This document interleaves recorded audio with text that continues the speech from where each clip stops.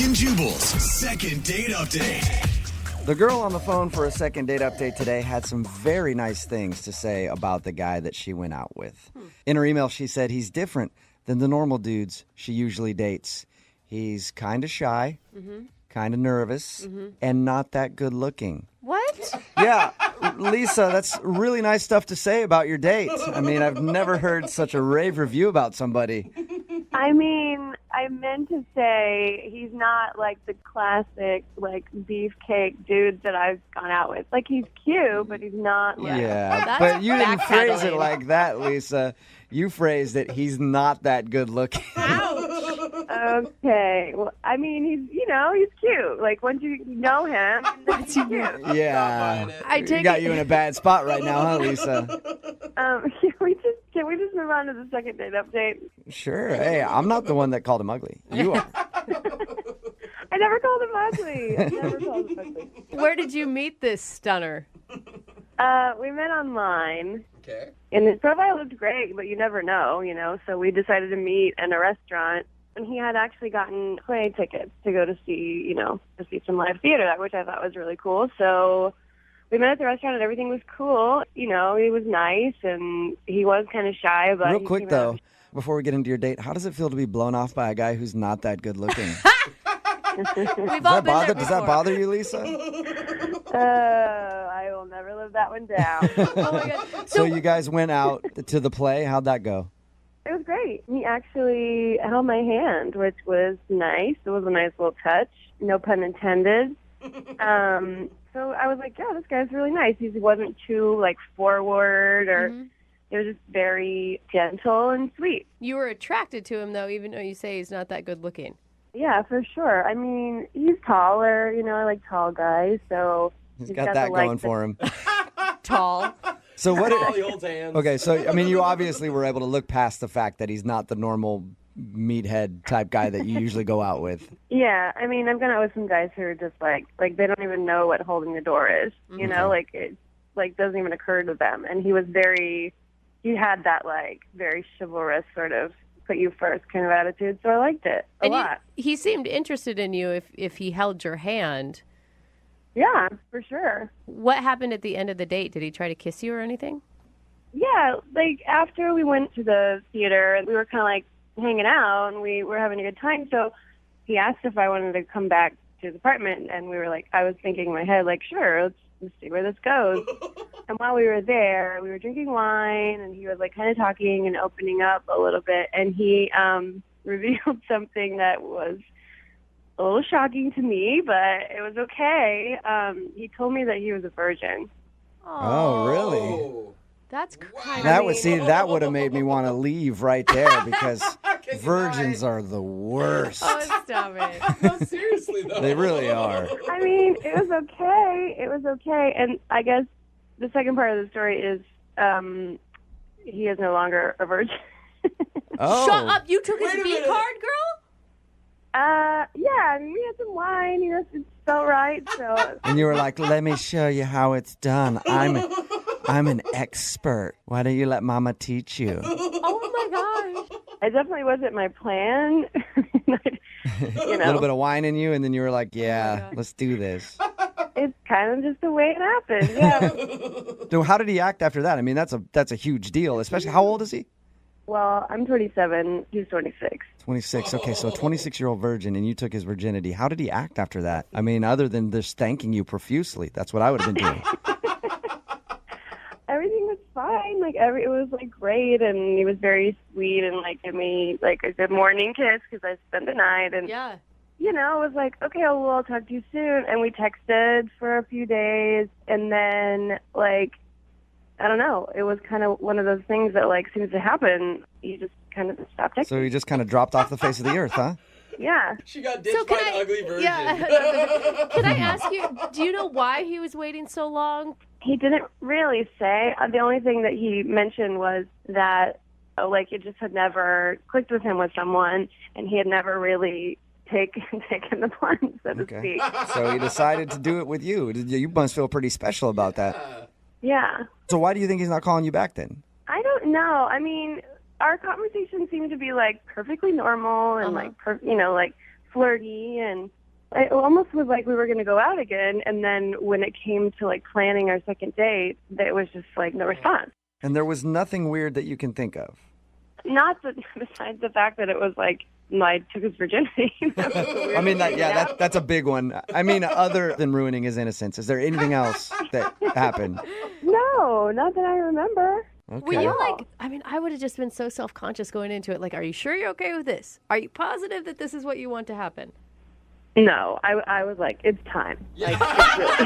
It's going down. You're 26 years old. You've way past the marker on that. I've got to take care of this for you. Let me help you out here. All right, well, we'll play a song, come back, call him, and get your second date update, all right? Okay, thank you guys. All right, hang on. Moving 92.5. Brooke and Jubal in the mornings. Second date update. I think I'm going to title today's second date update, The Curious Case of the Ugly Virgin. Oh, gosh. It's Brooke and Jubal in the morning because Good book I ordered. Lisa is on the phone with us, and she described the guy that she wants us to call today in her email to us as kind of shy, kind of nervous, and not that good looking. Isn't that right, Lisa? Oh, I don't even know why I'm doing this anymore. Because you want to get a hold of him. And I called him a virgin because Lisa took his virginity on their first date. So it is the curious case of the ugly virgin. Why is he not calling Lisa back? Lisa, I'm sorry to keep harping on all this stuff. It's just funny to me. And it's even more funny to me that now your business is out there for the world to hear. Glad to have made your morning. All right, I'm going to dial the phone number right now and see why he's not getting back to you, okay? Excellent. Here we go. The curious case. I'm going to write that children's book, Lisa. In your honor.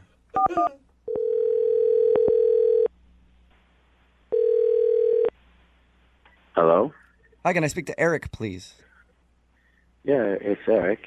Eric, how are you? This is Jubal from Brooke and Jubal in the morning. Oh, sorry, who? Jubal from Brooke and Jubal in the morning. You okay? Yeah, I'm just confused, sorry. Oh, no, that's all right. Wait, who are you guys? It's a morning radio show. Oh, okay. Ever hear of it?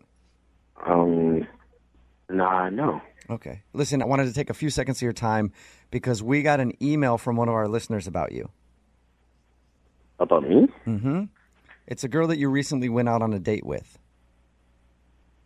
Wait, what? Yeah, you recently went out on a date with a girl named Lisa. And since your date, you haven't been calling her back. So she emailed us and asked if we could get you on the phone to find out if she did something wrong. Really? Yeah, it's a segment we do on our show called The Second Date Update. Oh, gosh. You mind talking to us for a second about your date? Nah, really, I don't really feel comfortable. I know you might not feel comfortable, but she really is curious. She thinks she did something wrong. It would help us at least put her mind at ease if she could know, like, hey, I'm just not really into her or whatever, you know? Why didn't she just call me? She says she's been trying to call you, but you haven't been getting back to her. Oh, yeah. Let me ask you a question, okay? She told us about your date. She told us how you guys went to the theater and back to your place, and then whatever happened. Wait, she told you all of that? Yes. Oh, gosh. Okay. You okay, man? I don't feel comfortable with you guys knowing all of that. Well, it's not like she told us. It's not like she told us she took your virginity or anything. Oh my Don't worry God, about Jubal. What? it. Yeah. It's okay. She It's told okay. us.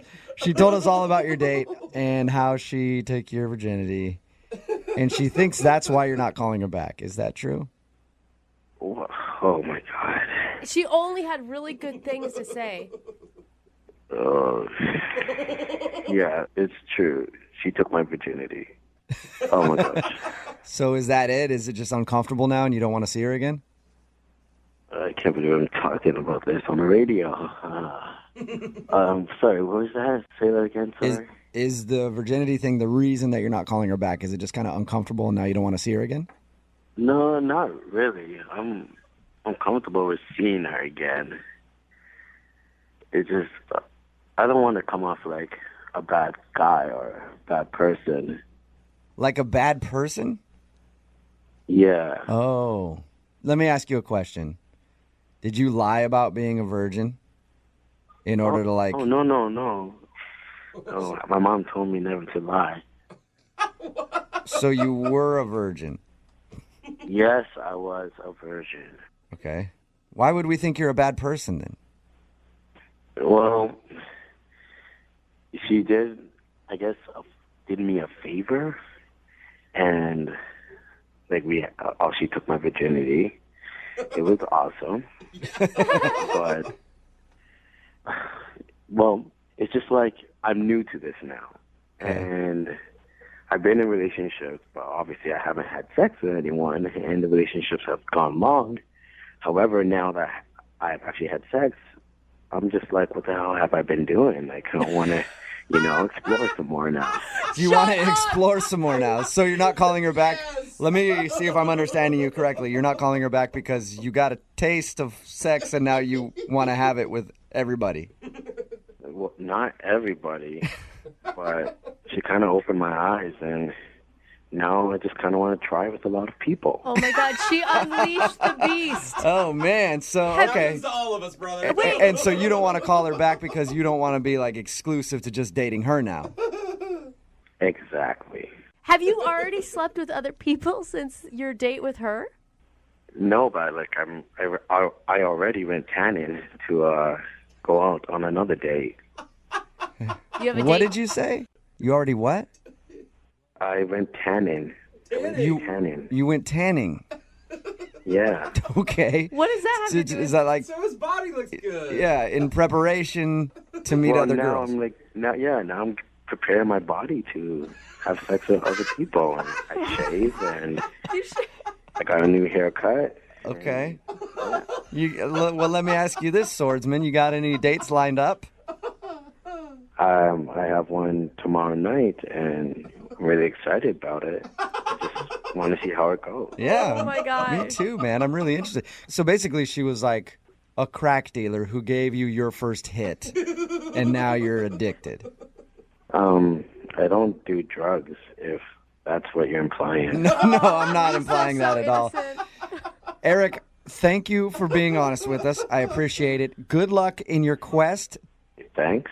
You're welcome. I do have to let you know, though, before we get you off the phone, that Lisa is actually on the other line, and she's been listening to this conversation.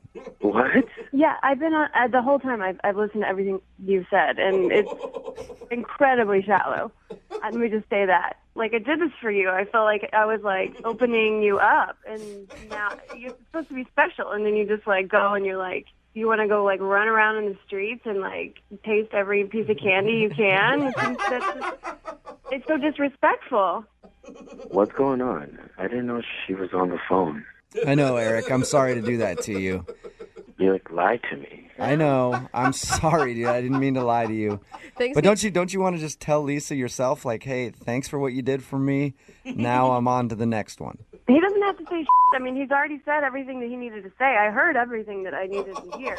And he totally used me. I didn't use you. I didn't mean for that to happen. It just happened that night. It was a mutual agreement. Mutual agreement. It's not like we signed a contract or something. I mean, I was doing you a favor. You realize this. You were a 26-year-old virgin when you met me. I mean... Yeah, I was a 26-year-old virgin. I'm not that anymore. Oh my God. Lisa, you don't really feel used by this guy. I mean, I actually thought he was nice. Like, I made exceptions for him. Like, really, honestly, he's not like a guy that I would normally go out with. But then we had a connection, I thought, and now I just feel like gross. It really actually does feel pretty gross. He still sounds like a nice guy. Eric, you sound like a nice guy. Yeah. I am a nice guy. You have to understand from my point of view. And you can't blame him. I mean, Lisa, you've had some experience. I'm sure that you're really happy that you've had all those experiences, right? He's got to make up for lost time. Well, Exactly. yeah, I mean, I guess so, but, you know, it's like you have someone on lockdown. Like, okay, great, let's do this. Like, doesn't he think he needs a little more practice before he goes out in the world? And, like, you know, if it's like your second time to ever have sex, someone's going to wonder if you are really that bad in bed. Are you saying you want to practice with me some more? Because I'm just saying I totally will. You know? that leads me to my next question, I guess. Eric, would you like to go out on a second date with Lisa? We will pay for it. No, but I will go out on any other date, so and get some more fun. No. No. He doesn't get to turn me down now. I'm not asking anymore. Oh my gosh. Hey, we can hook up from time to time. We just can't be exclusive. I'm not asking you for that. I mean, no, I'm saying no. So don't act like you're like doing me favors now because I'm good. I'm telling you, I'm good. No to hooking up or no to being exclusive? Oh. What is your deal? Like we have this thing, and you're a normal guy, and then all of a sudden you're gonna go out and like slay all these ladies, like you're gonna just like spread your seed all over the world. All of a sudden, like you were shy, like you wouldn't even hardly talk to me. Lisa, I take it as a compliment. I mean, obviously, whatever you do is really good. It's got him just crazed. Yes, Lisa. It was really good. Brooke and Jubal in the morning. Brooke and Jubal's second date update. I'm actually very surprised that the guy on the phone for a second date update today isn't getting a call back. Really? Because he could be the worst person on the planet. And no matter what, an American girl will call him back. You know why? Yeah. Because he's an Englishman. Yeah, I knew he'd have an accent. Yep. And so he could be a murderer, and they're still like, I don't care. The accent is so hot, I have to go out with him again. His name is James. James, how are you? Well, I'm good, mate. How are you? Not too bad. Thank you very much for emailing us and agreeing to do a second date update. Absolutely. I'm glad you can help me out, maybe. Yeah, for sure. Like I said, I'm surprised that this girl isn't calling you back. I'm guessing, how long you been in this country? Couple of years, just 2.5 years now. Okay, and Oh I'm my guessing gosh. in your experience, it's probably pretty easy in the bars and the clubs when you meet girls with that accent, isn't it? Yeah, there's not been a problem so far. Yeah, Oh, I know. I had an English guy hit on me once. He was so ugly, and I was still flattered by it. I was like, oh my God, he likes me. He's talking to me. And she's married, so. I did have to turn him down because of that, but whatever. So you're not getting a call back from a girl. Her name is Sarah? Yeah, that's right. All right, and how did you meet her? We actually met through Tinder, Okay. Okay. Nice. and, I mean, it's not something that we do very often, although I do very often, but, I met her through Tinder. We agreed to meet up, so I drove over to pick her up, and we went, downtown for a couple of drinks, had something to eat. We spent a couple of hours together. It was good. We had a really good time. She was really cool, like really easy to hang out with, Let me ask you a question. For a guy like you who has an accent that American women love, is it annoying? Do they sit there and harp on it the whole time? That's what I picture happening. It's like, oh, it's See, so that's- cute. That has been the case a couple of times, but like Sarah was just, she didn't really even pay that much attention to it, Yeah. It was kind of cool. And I do feel like if you're a more well-traveled person, you're probably not going to care quite as much. Right. Yeah, she seemed really, really, really cool. I'm shocked. What did you like about her so much? Like I said, she was just really easy to hang out with, like you mentioned about other chicks that like, harp on the accent or always talk about themselves or, always, she was really easy to talk to. She listened to what I had to say. So the stuff that she had to say was really interesting. It was like a quality date, It was like we'd known each other a couple of months or something. Was there like one moment during the date where you're like, she's definitely into me? Definitely into me. Yeah, like a moment where she showed how interested she was. I mean, it seemed like that from the very start, So why do you think she's not calling you back then? I honestly don't know. The only thing, this is going to sound stupid, but the only other thing that I can think about is that I just bought a new car, and my parallel parking skills are not really up to par. Yeah, that's. It took me like 5 or 6 times to get into the space, and then like I was freaking out about that, and then at some point she even asked me. She was like, "Do you need me to do that for you?" Do you need me to get out and help you park the car, you little Englishman? I know. I was like well embarrassed, and then I tried to explain about the other side of the road is not doing me many favors, blah blah blah. Anyway, I get out of the car and then I walk into the restaurant and I forget to open the door for her to get out. So, Okay. Oh, no. if that's something to go by, then I don't know. That might be the only problem. That is a terrible feeling when you're on a date and you're having trouble parallel parking because then you just start to get hot under the collar and you're embarrassed and you're just It like, was awful. And it's always in front of a crowded window of people, too. So it's not just your date watching you, but about 200 other strangers. Right. So the only thing that you can think of that might have gone bad on your date is the fact that you had trouble parallel parking and didn't open her door. Yep. That seems silly, though. That was at the beginning. How did the end of the date go? It was good. Everything was great. You know, really, it was really great. Full of smiles, full of happiness. There wasn't one awkward moment during the night when no one had anything to say, or you know. Did you guys kiss? Yeah. You did? Okay. What kind of kiss, though? Like a real quick peck on the lips or a full... I mean, just a little bit more than that. You know, it wasn't anything, you know, hot and heavy, but you know, it was a good night kiss. And what was the last thing that you guys said to each other? I said, I'll be in touch, and she said, okay, that'd be great. Okay, and has she responded at all to any of your text messages or phone calls? Not one. Nothing. Wow. And how many times have you tried to reach her? I've texted her like 3 or 4 times and called her twice. And did Okay. you tell her, like, oh, that kiss made my heart skip a beat or anything like that? No, I didn't say anything like that. I mean, I met the girl on Tinder, you know? Yeah. Not exactly going to be like, I think you're the love of my life from that kiss. Right. All right. Well, we'll play a song, come back, call her, and get your second date update, okay? Okay, sounds good. Okay, hang on.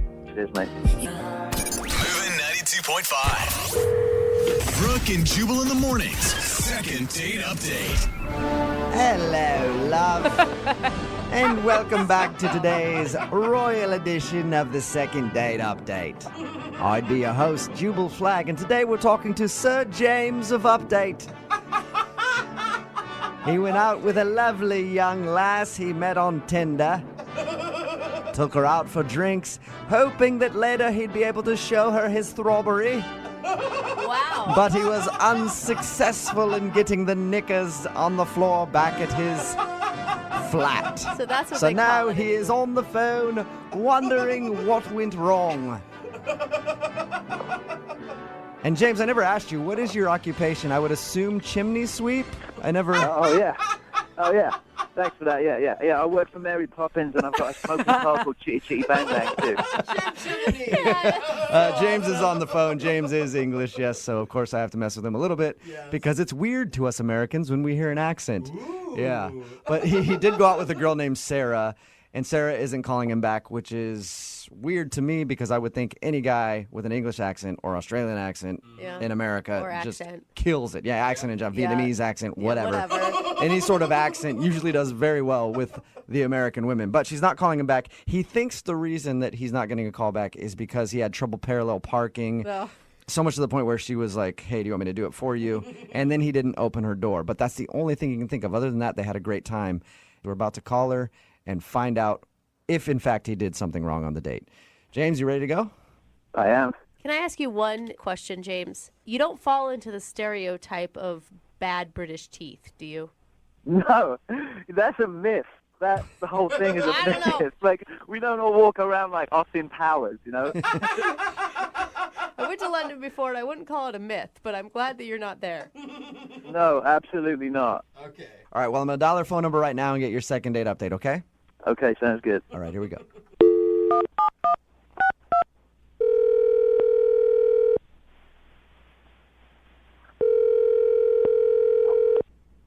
Hello, Hi, can I speak to Sarah, please? this is she. Hey, Sarah, how are you? This is Jubal from Brooke and Jubal in the Morning. I'm good. What's going on? I'm at work. I'm good. Just calling to check in with some of our listeners. Do you listen to the show? Yeah, no, I listen to you. I'm just shocked you're calling me. It's kind of random. Any idea why I might be calling you? Honestly, no. Well, the reason I'm calling you today is one of our listeners sent us an email about you. Really? Mm-hmm. Okay. It's somebody that you went on a date with recently. His name is James. Oh, God. Okay. Okay, and so it sounds like you know James. He says that you guys met on Tinder and went out for drinks and had a fun time, but you haven't been answering any of his phone calls or text messages. So he asked us to get you on the phone and ask if he did something wrong. Oh, God. Okay, look, I don't know if I need to do this on the radio. Like, I don't want to embarrass him. You don't want to. Well, that's okay. He wants to be embarrassed. He's the one that emailed us. I think he wouldn't really appreciate me calling him out on it. Okay, but we talked to him, and he's prepared to hear anything that you have to say. Is he on the line right now? If you're worried about embarrassing him, I mean, he's asking for it, basically. He said he's okay with that. Mm-hmm. And I have to know this explanation because he sounds lovely with an accent. I don't know why you would turn this dude down. Yeah, see, that's exactly the problem. I don't buy it. What? You don't buy what? I don't buy his whole I'm British thing. Well, you think he's faking it? I studied abroad. I lived in the UK for a couple years. I think he's faking being British because it's something that works. And we met on Tinder, so you can be anybody on Tinder. It's true, though. Why do you think you think the whole accent thing, everything is just a lie? Absolutely. Whoa. Was there like a hint when he was talking that you're like, oh, gotcha? I mean, didn't you guys, you said you talked to him. Didn't you hear it for yourself? It's pretty bad. I thought it sounds like he's English to me. Hey, can I have a little dicky bird now? Can I have a word or what? Wait, is that him?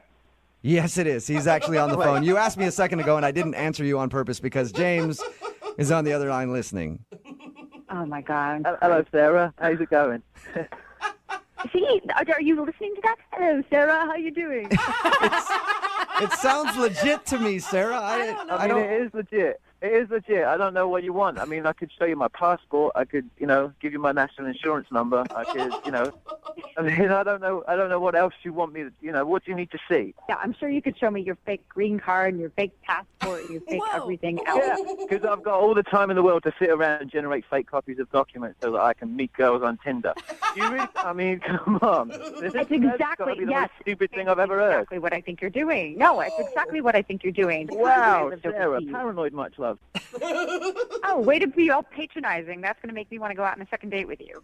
I mean, at this point, it's really, it's it's neither here nor there now, is it? I mean, you think I'm a complete fake, so I might as well just go box to the wall, Yeah, I don't think you're fake. I know you're fake. And you're laying it on pretty thick with the whole parallel parking job. Oh, I can't park the car because it's on the right side of the road. At least 5 to 6 times. I could have That's a parallel pretty good parked. accent, Sarah. That's a pretty good accent. You should try faking it and meeting people on Tinder. Okay. Just give it up. Your accent is so fake. I don't know what else to tell you. I've got nothing else to go with. This is me. I've never. Come on, just give it up, dude. And you have really two perfect teeth for somebody who's British anyway. I mean, and this is crazy. I've never heard anything like it. Yeah. Do you need me to call my parents in London or something? You can have a little word with them. They can tell you who I am. Oh, sure. I mean, I'll call international. Hell, we can Skype if we want to. And they can sit there, oh, Papa, cheerio. Who's this? Are you dating James? Oh, she sounds lovely, James. Let's invite her over for tea. All right, see, now we're crossing the line. This is outrageous, Sarah. I don't know what the it is you want me to do, but, I mean, this is just bloody ridiculous, mate. Anything you say, I'll do to prove to you. I don't know how to get you to prove that you're faking it, but there's just something slightly untrustworthy about you. Wow. I don't know, mate. I don't know. I'm at the end of my tether now. Sarah, I'm confused. You liked him on the date, right? Well, I liked him when I met him on Tinder. Until then we met in person and he started faking the British accent. I don't get this. Why would I fake a British accent? You've already said that I'm a pretty good-looking guy and I've got perfect teeth and I've got, everything else. So I wouldn't really have a problem getting dates, would I? I mean, the accent... That's just it. You're attractive enough on your own. I don't feel like you have to lay it on that thick. You do have nice teeth and you are attractive, which is why you don't need to fake the accent because you have some other stuff going for you already. What are you talking about, Sarah? Are you a dialect coach now or something? I'm English. I'm from London. Crystal Palace. SW16. What else do you need to know? James, it doesn't sound like Sarah is going to believe you no matter what. Yeah. For the record, James, I believe you that you're British. Convinced. Yeah. Thank you. Okay, what neighborhood are you from? I just said that. Crystal Palace. Oh, sounds made up to me. Yeah. Yeah, right. Google it. Oh, my God, Google Sarah. it. There's a football team. There's a football team. I lived right on Church Road, right opposite the football stadium. It would be called Church Road, wouldn't it? Oh, yeah. Right, sure. Okay. Yeah. Hey, Sarah, I would love to ask you if he'll go out on a second date with James. I don't think he can drop the accent because I have a feeling that it's real. Just Are you willing to go out with him again? Sarah, do it. Don't sabotage this. Yeah. Nope. What? I can't. No, I can't. I'm not going to waste my time with somebody who wants to be a charlatan and lying to my face. And I don't need that. I don't know how he's convinced you guys, but he certainly hasn't convinced me. And I wasn't born yesterday. I'm not going to waste my time. Oh my gosh, I can't believe you're doing this. You are having a laugh. Sorry, James. Unbelievable. No second date for you, man. I don't know what to say, Sarah. I don't know what to say. You know, you missed out, love. You missed out. That's all right, James. I'm sure there are plenty of other girls on Tinder that be happy to drop the knickers for you anytime. Wow. This girl. Wow. Well, thanks a lot for your time, both of you. We appreciate it. Sarah, Yeah. better luck on Tinder finding like a real American guy who's not faking it like James is. I'm not faking this thing. Oh, Listen what to a- me. Hey, listen up, right? Listen. I'll send you, just for shits and giggles, I'll send you everything. My passport, my green card. I'll send you everything, just so that you know. You know? I mean, I'll show you the tattoo of the Union Jack on the end of my if you want. I hope you actually have that. That would be amazing. Brooke and Jubal's second date update. When you take a girl out on a first date, restaurant choice is always important. Usually you should try to find some like quaint local eatery. Yeah. Preferably a place that has like organic foods, maybe some artisan cocktails, things like that are handcrafted by the bartender.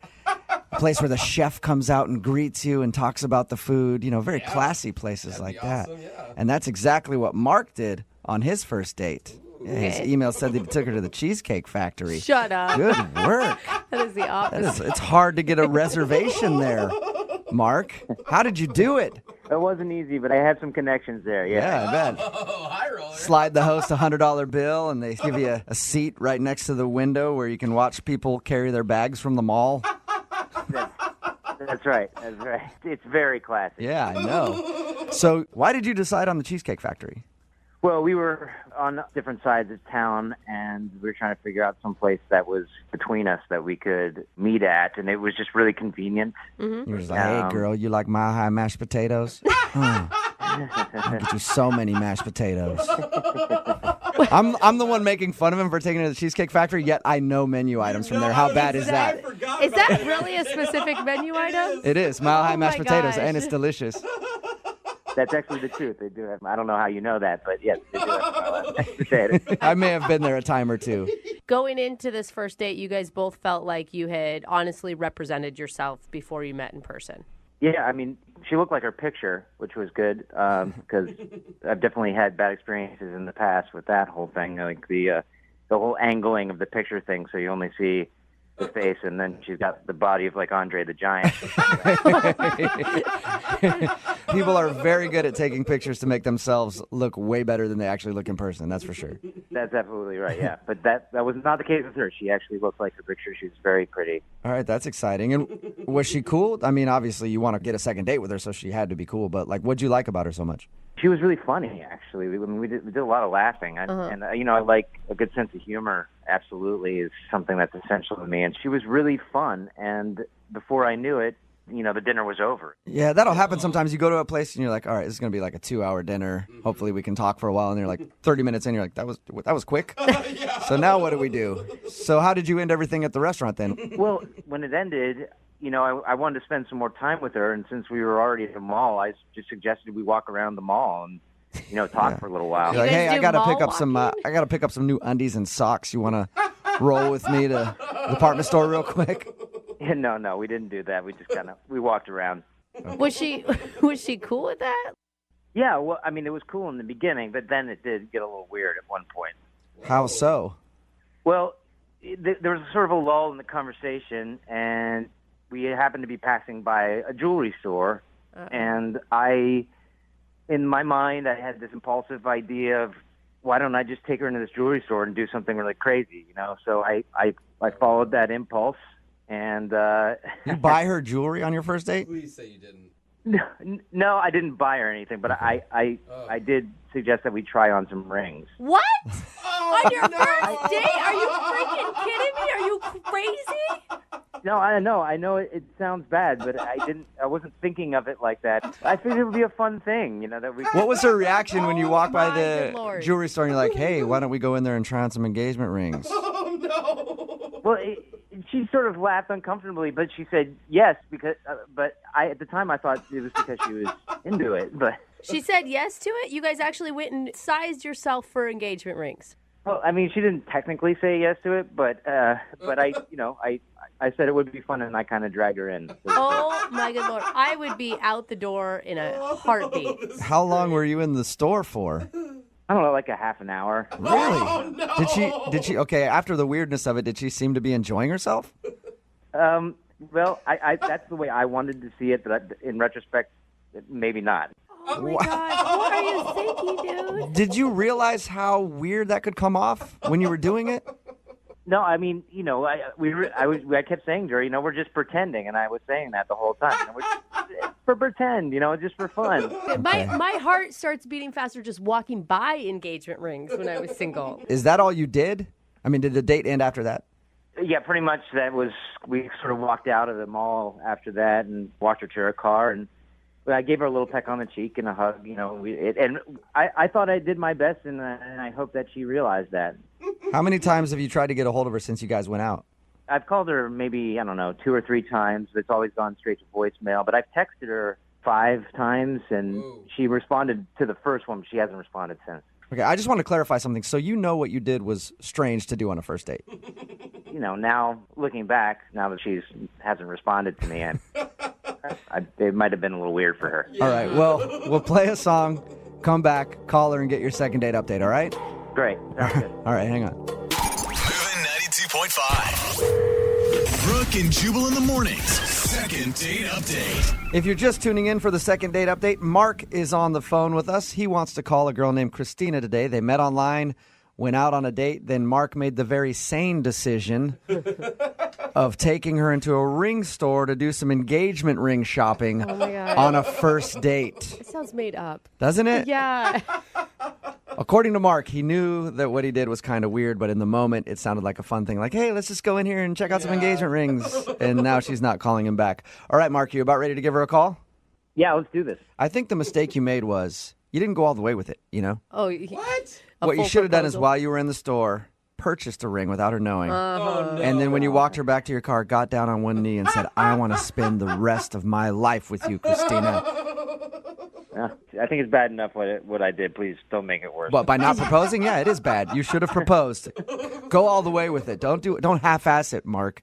All right, well, I'm about to dial the phone number and get her on the phone and find out what went wrong on your date, even though we already know probably what went wrong.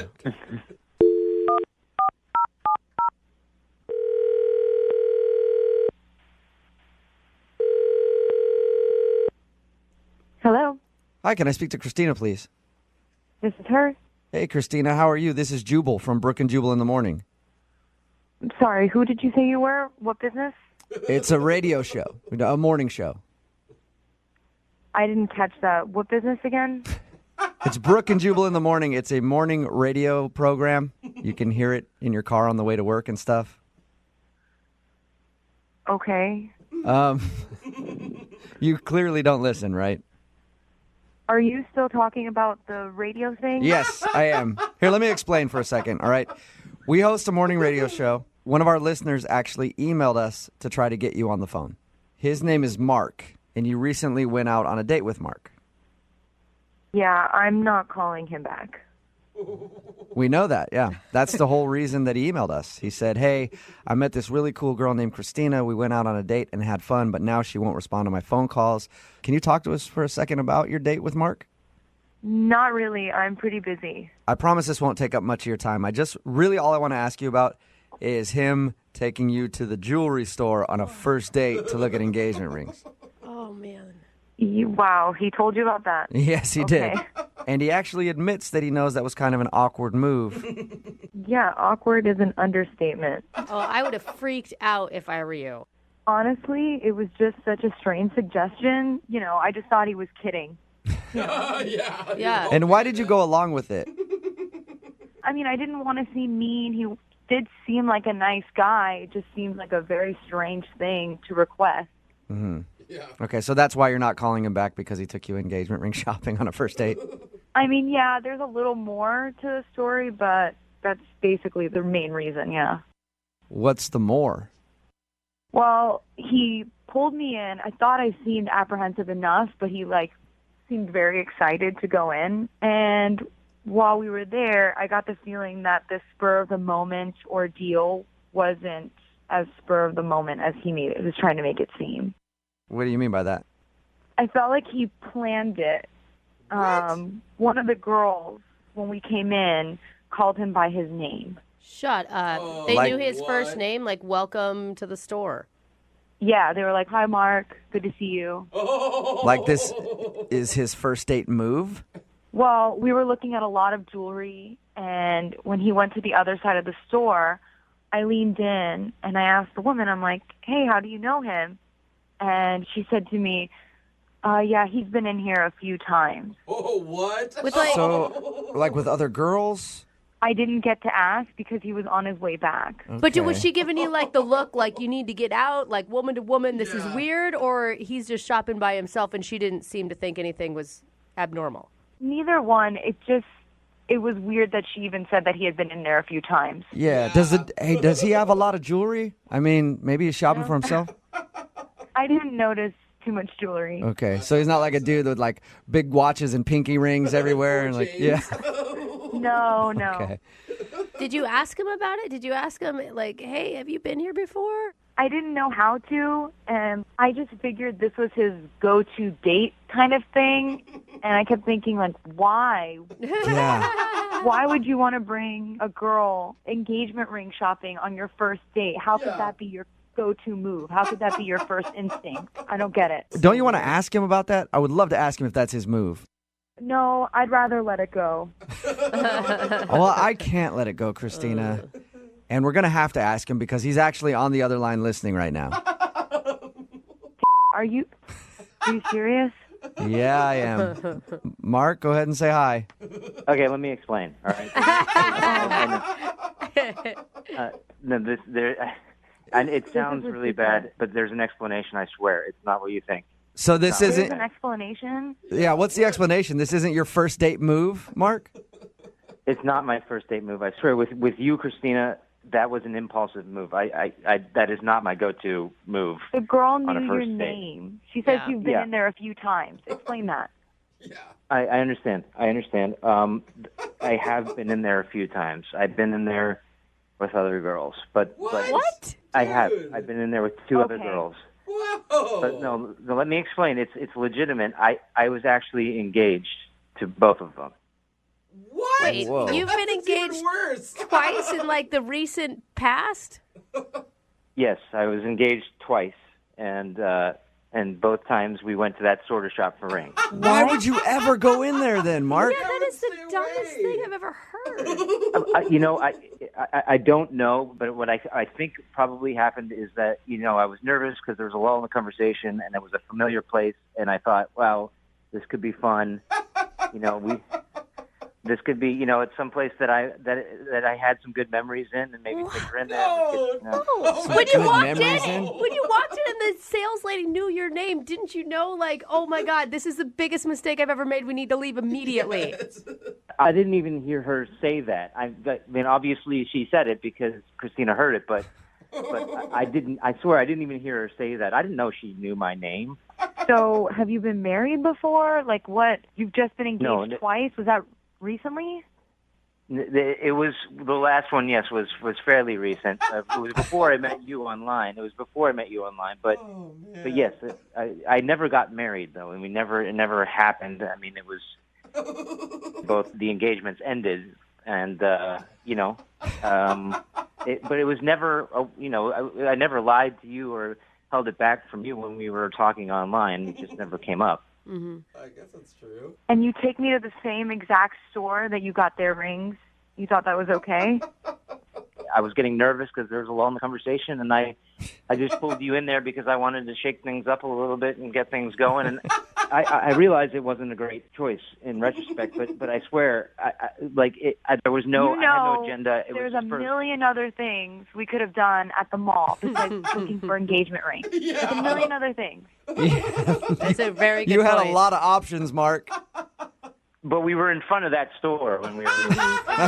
That's true, but you could have walked 3 feet to another store or up to the food court and got some frozen yogurt or something. There's a lot of stuff you could have done. I know. I mean, I know. I realized it was stupid. I wasn't thinking, but that's what I did, and I have no. It was stupid. Are you sure, Mark? Are you sure you're ready to be dating right now? Yeah. Yes, I am sure, and I'd like to go on another date with Christina. Okay, cool. Let me ask her then. Christina, would you like to go out with Mark again? We'll pay for a second date. I mean, my gut is telling me no. Oh, you know what everybody says? Don't listen to your gut. Yeah, I think it's the opposite, right? Yeah. I don't know. I don't think so. My gut tells me no, it's not. No. No. I mean, I can't. It was all really strange. I told too many people about that story. I can't go out with that dude now. Yeah. You sure you have the opportunity to be Mark's next ex-fiance? Oh, Jubal.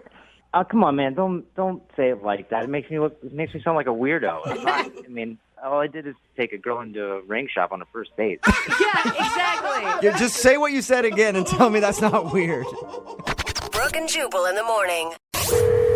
Brooke and Jubal's second date update. Some guys like older women.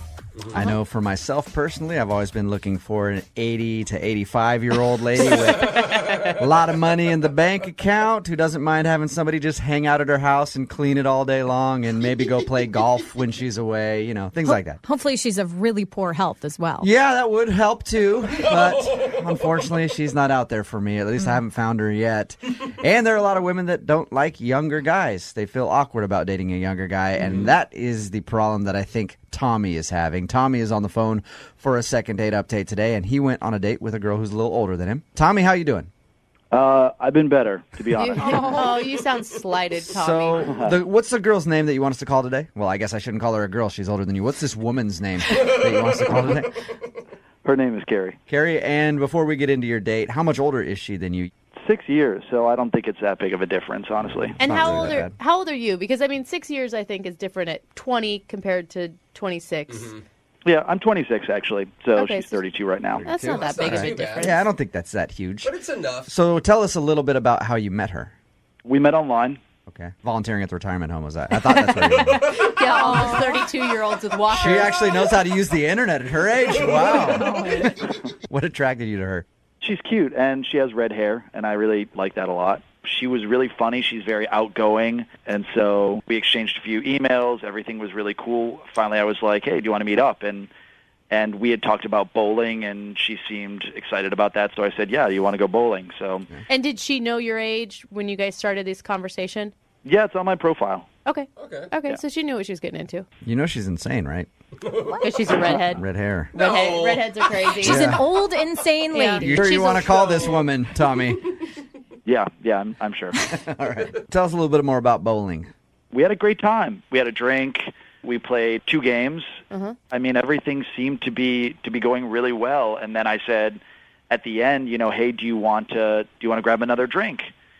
And she's like, no, I can't do it. I'm a little tired, and I have an early morning tomorrow. But That's the thing about older women, man. They get tired early. You gotta get to Understandable. bed. At any point, Tommy, did you guys have a moment where your age came up, or there was a difference in No, your... it was all just pretty light and easy. Like, everything was really good. I didn't get a sense that there was any strangeness. There was no age gap, in my opinion. We felt like peers. Right. That's awesome. So she said she had to go home. She said she had to go home, and then after the date, she texted me, and she said, I had a really good time, but I think I might be too old for you. Oh.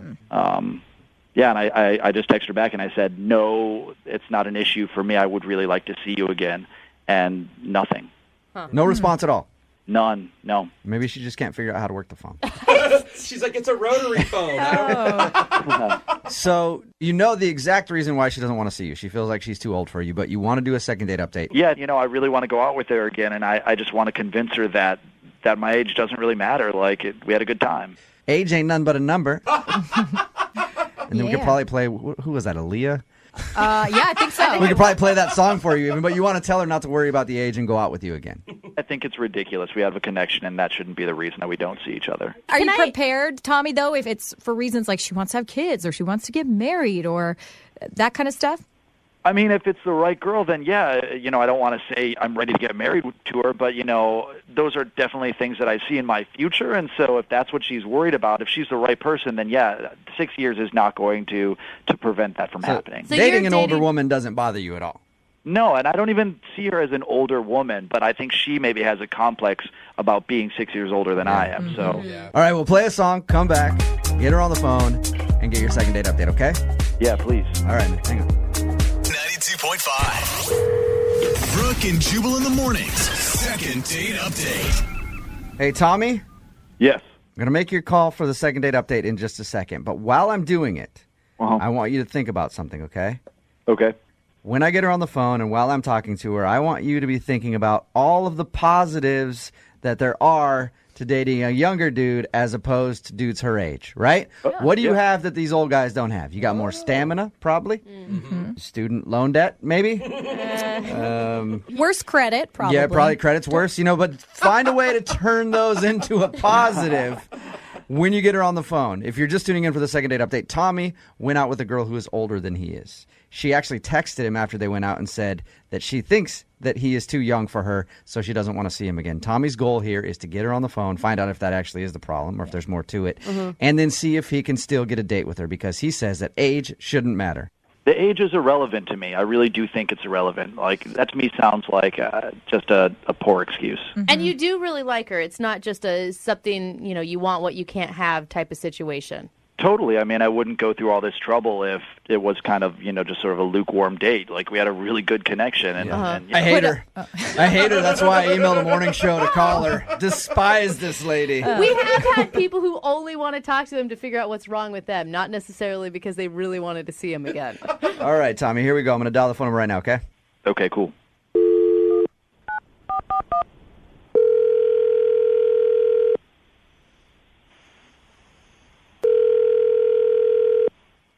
Hello? Hey, is Carrie there? Yeah, this is. Hey, Carrie, how are you? This is Jubal from Brooke and Jubal in the morning. The radio? Yeah. I'm calling you because you recently went out on a date with one of our listeners, and he's been trying to get a hold of you. But he can't, so he asked us to call you. Okay. He goes by the name Tommy, and you and him enjoyed a little bowling action. Yeah? What is this? Well, Tommy told us a little bit about your date, and he also said that you texted him the other day and said that you think that you're too old for him. So he emailed us in hopes that we could get you on the phone and ask if that's really the reason why. I mean, he was really nice. He was great. I mean, I enjoyed meeting him. Did you know that he was 6 years younger than you before you went out with him, though? Yeah. So why, to me, that would make me think that there's something else. You just don't want to see him. If you already knew that he was younger than you, why would you even go out on the first date? Well, I mean, people can surprise you, I mean, I went into it hoping that he was going to kind of fit what I'm looking for. What are you looking for right now? Oh, God. On the radio now telling everybody about what I'm looking for. I'm getting older, and I have a plan, and I'd like to be pregnant by the end of the year. Whoa. Wow. Not this year, but by the end of a year from now. And Carrie. You're not that old. Tommy sounds like a young, virile man to me. You don't want to maybe see if Tommy could be the guy to do that for you? He's got the goods. I mean, he's great. Like I said, totally a great guy, and really cute and fun. We had a good time. I just don't think he's where I want him to be. So you're ready to have kids right away, and you think Tommy's maybe a little too immature for you? Well, I mean, okay, like, he's not as tall as he said he was going to be, and, like, that's important to me when I'm saying, I mean, I'm very short. I want my children to not have that battle. So let me get this straight. You think that he's too short and you don't like his genetics? Look, I told him, I mean, I feel like I did it, like, nicer. I mean, he's a great guy, and he's great for somebody, but for somebody who's paranoid about my kids being short little trolls, and that's a reflection of me, not him. Right. So you're sizing up guys that you go out with based on their height and everything else because you want to have a kid that is like a certain way. Look, my family is short, and I'm trying to stop this awfulness. Did he lie in his dating profile? Was he a lot shorter than he said? Oh, yeah. I mean, his dating profile said he was like 5'11", so I was like, great, that works for me. Because, I mean, it's not extremely tall, but to a very short person like me, that's exciting. And he turned out to be like 5'7", maybe even like 5'6". But don't you think, I mean, like, girl, I get it. Like, there's a timeline. You want to meet the timeline. You want to have the babies. Do you care about the husband? Because from the sounds of it, it sounds like you're looking for a sperm donor. I've thought about it, but it does seem like it's more fun to do it the old-fashioned way. All right. So when I go back and talk to Tommy and tell him what you said, do you want me to leave out the part about him being short and having horrible genetics? And you just want me to tell him it's because he's too young? Yeah, I don't want him to be hurt. All right, well, unfortunately, I can't do that because Tommy's on the phone. Are you serious right now? Is it really the reason?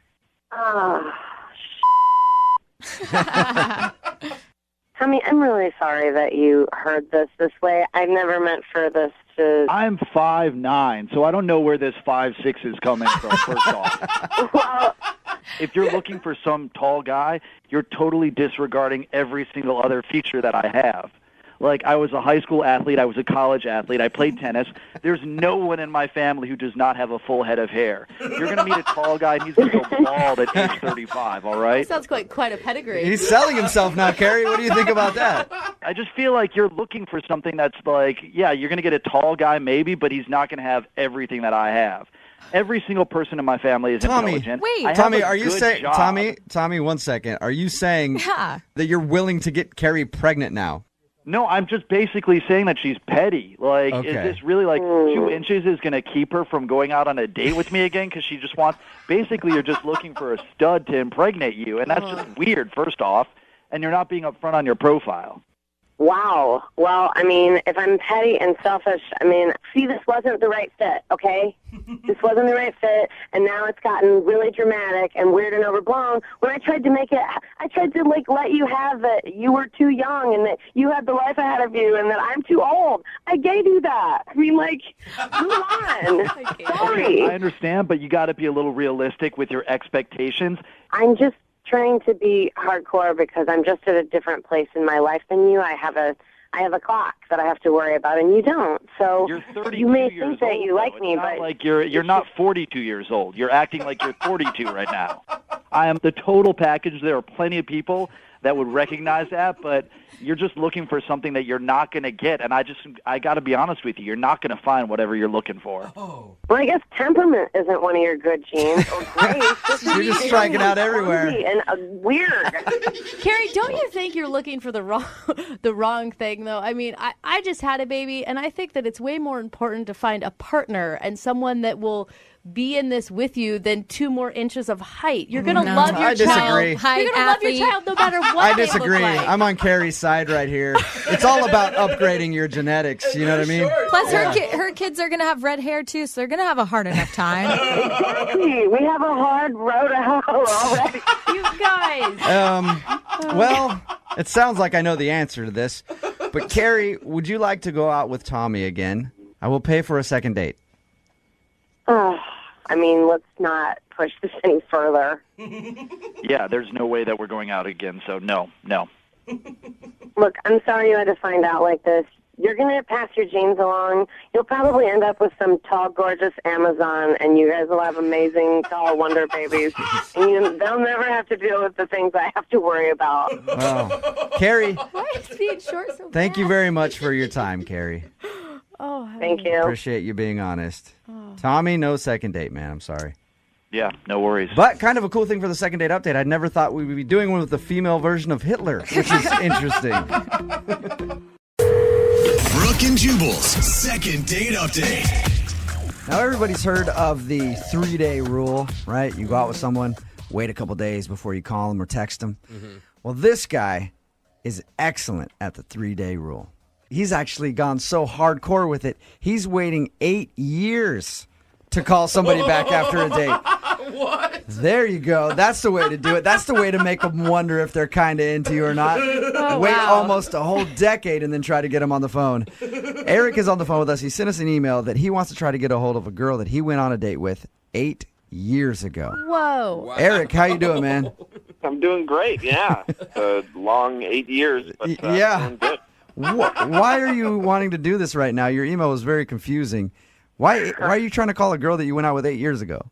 You know, sometimes someone just kind of sticks with you. You know, I haven't been like obsessing for 8 years, but I just keep wanting to know what would happen. You know, it's like the door is still open a little bit, and I just want to see if it should just be closed or we should open it full on. You know. How is the door still open after 8 years? I mean, she could have like multiple kids. She couldn't even live it. Like, do you know this girl still? She could be a man by now. True.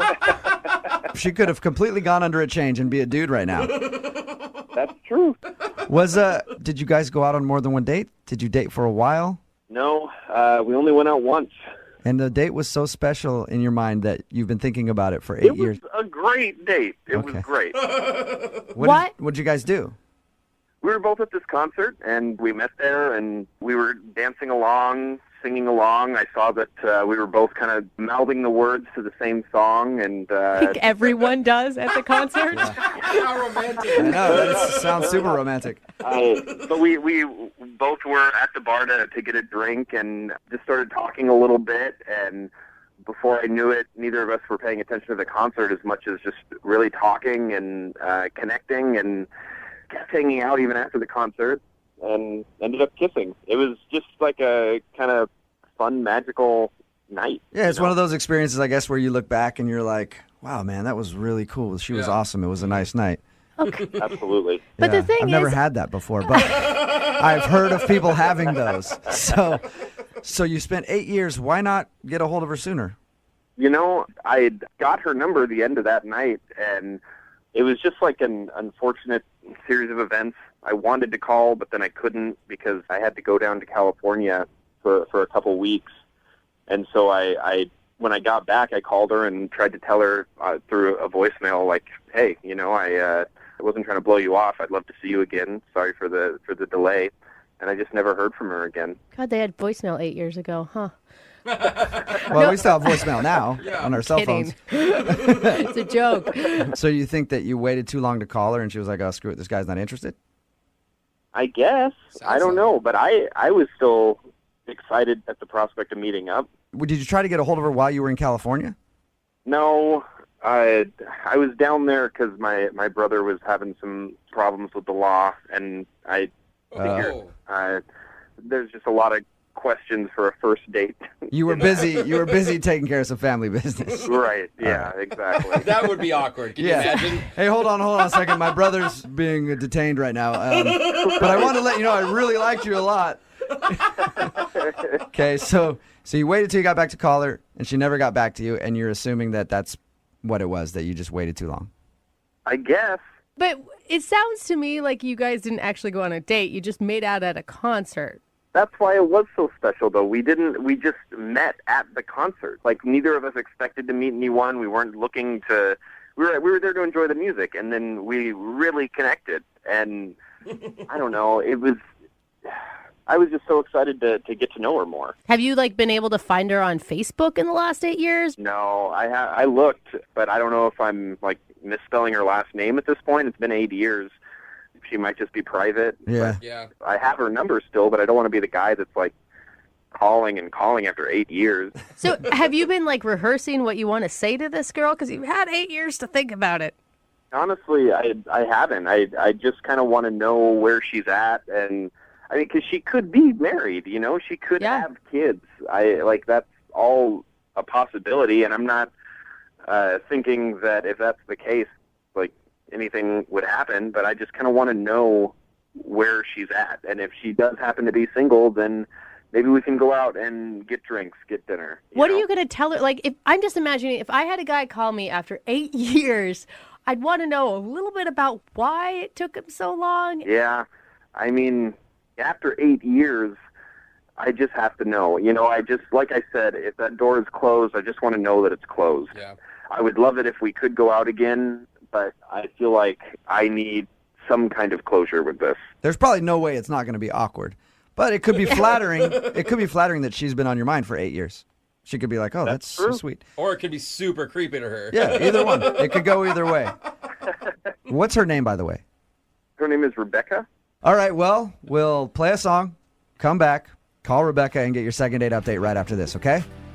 All right. Thanks, man. All right, man. Hang on. Moving 92.5. Brooke and Jubal in the mornings. Second date update. Welcome back to today's second date update. It's really that I guarantee you will probably be one of the most beautiful love stories ever to grace those weird little ears of yours.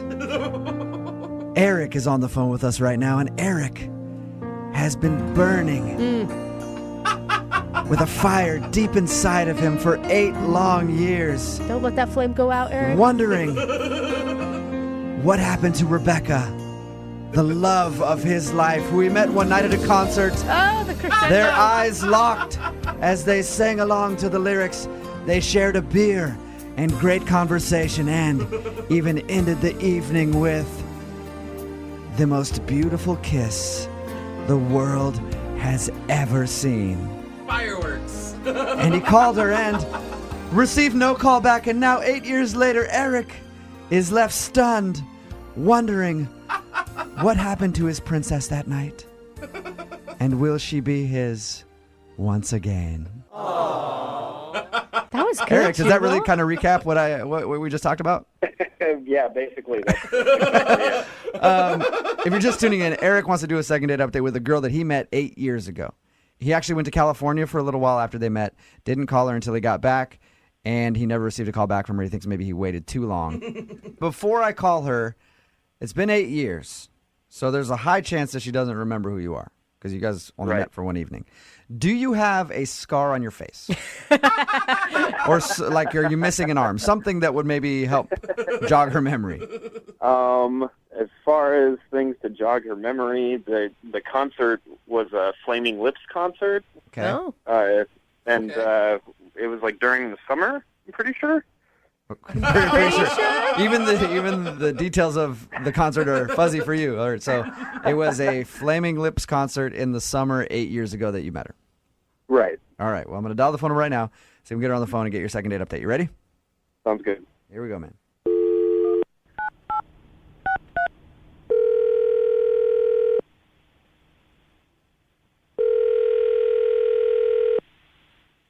Hello. Hi, can I speak to Rebecca, please? Yeah, this is she. Hey, Rebecca, how are you? This is Jubal from Brooke and Jubal in the morning.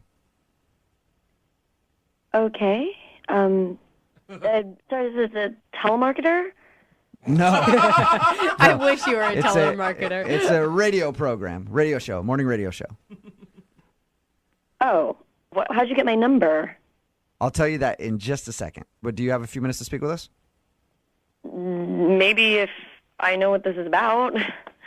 Well, we recently got an email to our show from somebody who wanted to reconnect with you. Okay. So weird, This right? is going to be, I'm going to just tell you right now, Rebecca, this is going to be a very weird phone call. It's going to get weirder. Okay. It's not bad. But hang in there because it is not bad. Yeah. It's okay. It's not bad, you said? This is not bad at all. Okay. But it's weird. But it's weird. You met a guy 8 years ago named Eric at a Flaming Lips concert in the summer, I believe. And Eric emailed us because he wanted to see if we could get a hold of you to ask you out on another date. What? Yeah, I know it is as weird as it sounds. We do a segment on our show called the Second Date Update. What that is if you go out on a date with someone and then you blow them off, they email us to see if we can get you on the phone and ask why. You met this... You 8 years ago? Yes.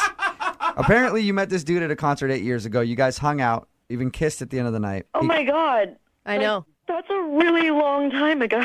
It is a really long time you ago. made quite the impression. Do you remember going to a Flaming Lips concert 8 years ago? I don't know. I mean, that sounds like something I would have done. I mean, I went to a lot of concerts. I partied a lot. So you made out with a lot of All guys right. at a lot of different shows, is what you're saying. Yeah, I went to a lot of different shows and concerts, and I drank a lot, so I probably don't have the best memory for that. Well, I'll tell you, at least according to this guy, you were at a Flaming Lips concert 8 years ago.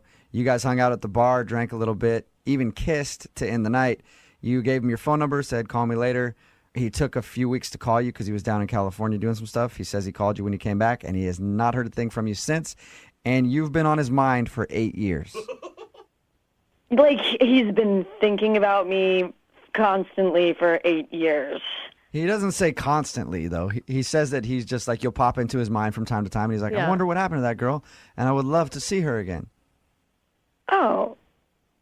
I mean, that sounds really sweet. I'm trying to remember, but nothing's really coming to mind right now. Yeah, it was 8 years ago. Rebecca, I can let you talk to him if you want. Like, call him up? No, like he's on the other line listening right now. Eric, you there? Yep, I'm here. Well, say hi, Eric. It's been 8 years. Say something. Hey, how's it going? Still like the Flaming Lips? Still like... So awkward. Hey, you said your name was Eric? Yeah, that's me. Okay. Hi. You don't remember me at all? I'm really Not even a sorry.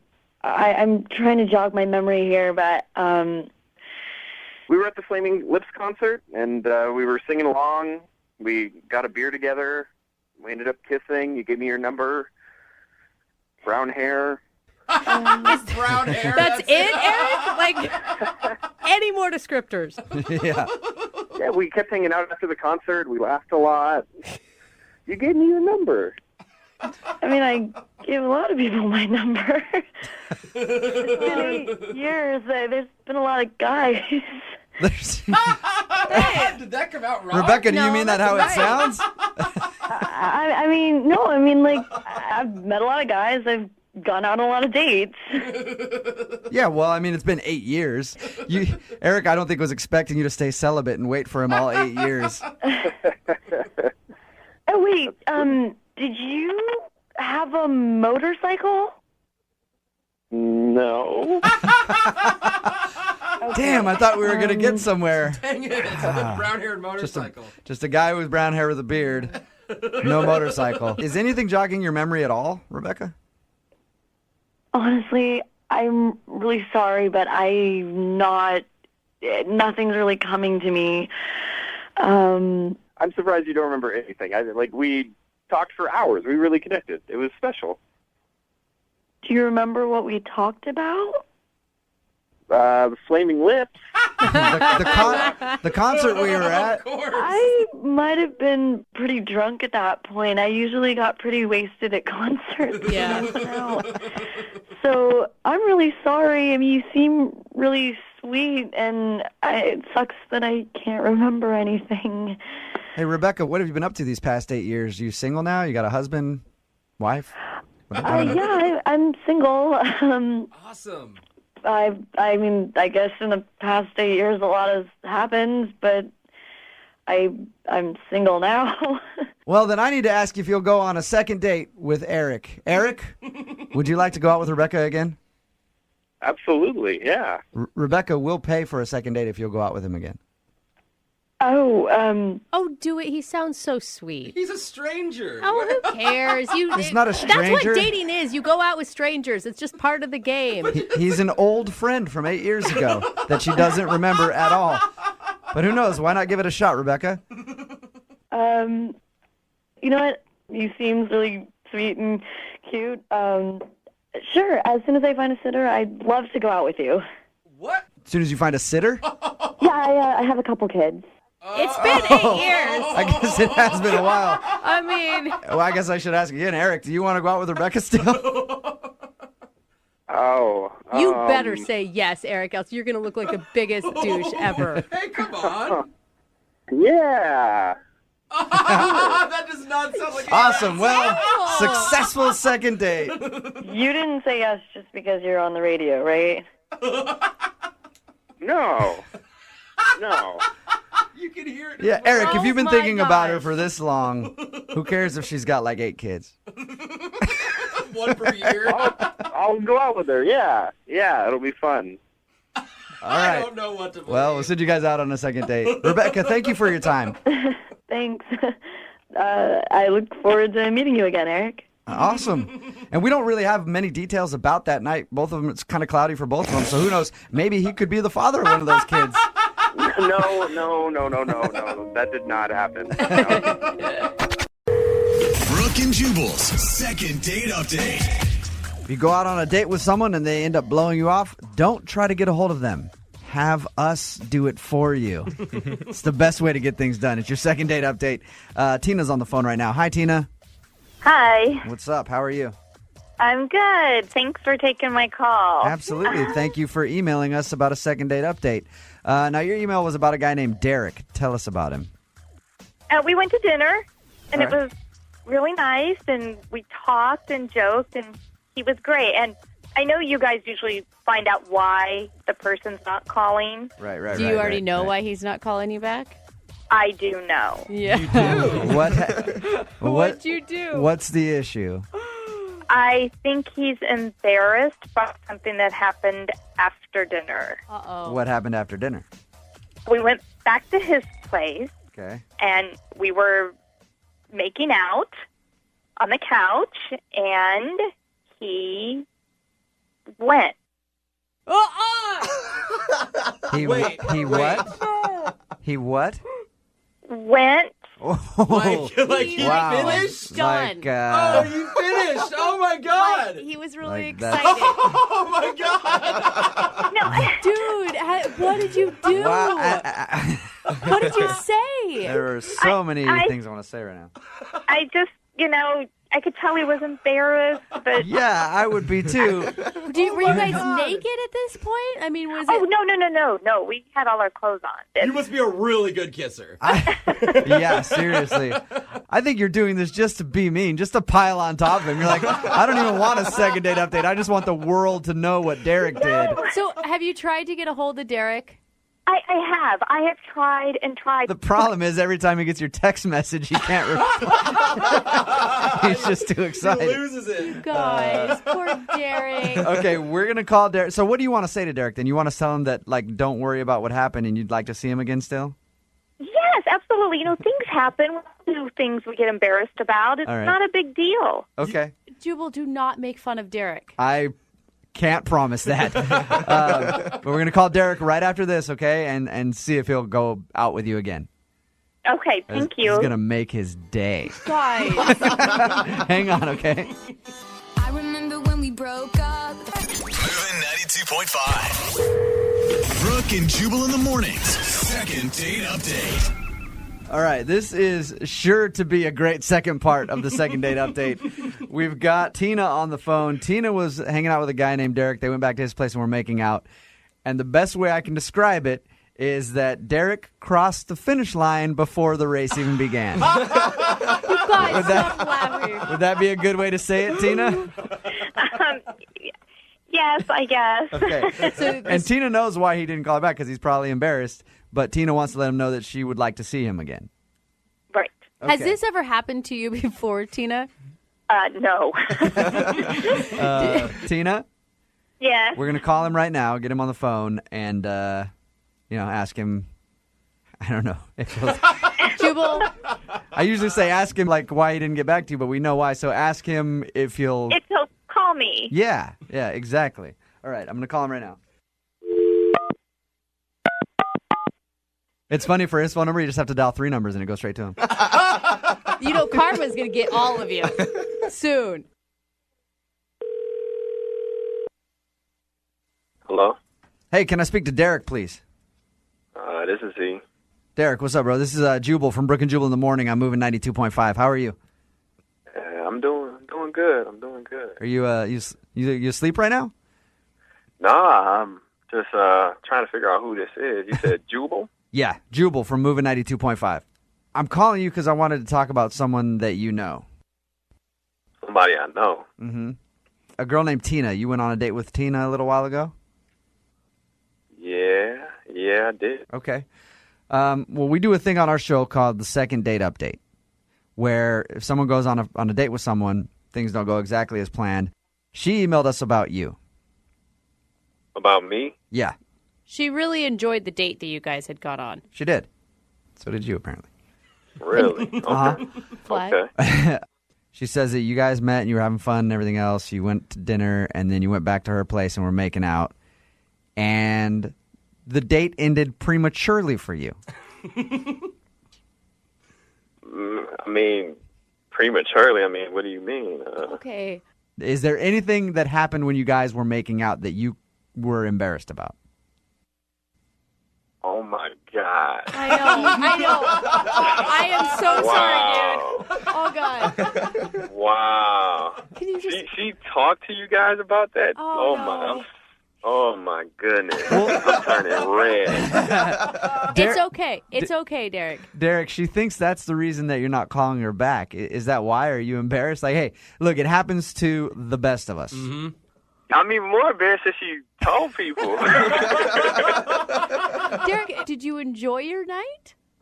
Yeah, I mean, I had a good time. It's just, wow. I don't know what to say now, though. I thought everything was okay. I mean... Well, but you haven't been calling her back or whatever, so what's up? Are you embarrassed or... I'm embarrassed, but I just want to take a little time just to make sure that she, didn't think anything negative about me. I mean... Derek, Tina is on the phone. Hey, what's going on? I mean, wow, I didn't think you would tell everybody, our intimate, details. No, I only told Jubal. Yeah. Don't worry about it. It's just us talking right now. That would be the worst one. It was the first time in a while, I was actually being with somebody, and I think I just put the horse before the jockey. It happened. That's a good point. Derek, has this ever happened before? No, of course not. Yeah. Right, first time for everything. Thing. It's crazy. Normally, you can't ever. Tina, you tell Derek what a special person he is. Derek, I had a really great time. I did, and I would like to go out again. Okay. Derek, we'll pay for you guys to go on a second date. Do you want to go out on a second date with Tina?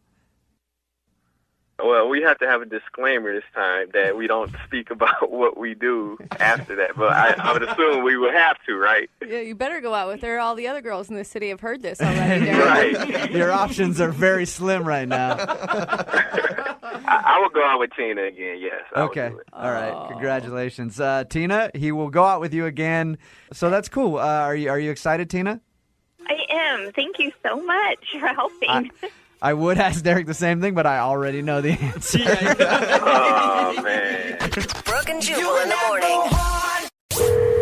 Brooke and Jubal's second date update. A lot of times in life, you get caught up in the moment, and then you do something. Later on, you think about it and you go, I'm a dumbass. I probably should not have done that. Nathan is on the phone with us right now for a second date update, and that's sort of what happened on his date. Nathan, how you doing? I'm doing all right, but Good. you're exactly right. Thank you for your email. Appreciate it. We'll let you kind of explain the story of what happened. I thought it was hilarious, actually, just picturing what you said in your email. But first of all, how did you meet the girl that you want us to call today? Her name is Maggie? Yeah. Okay. How did you meet Maggie? I met her on OkCupid.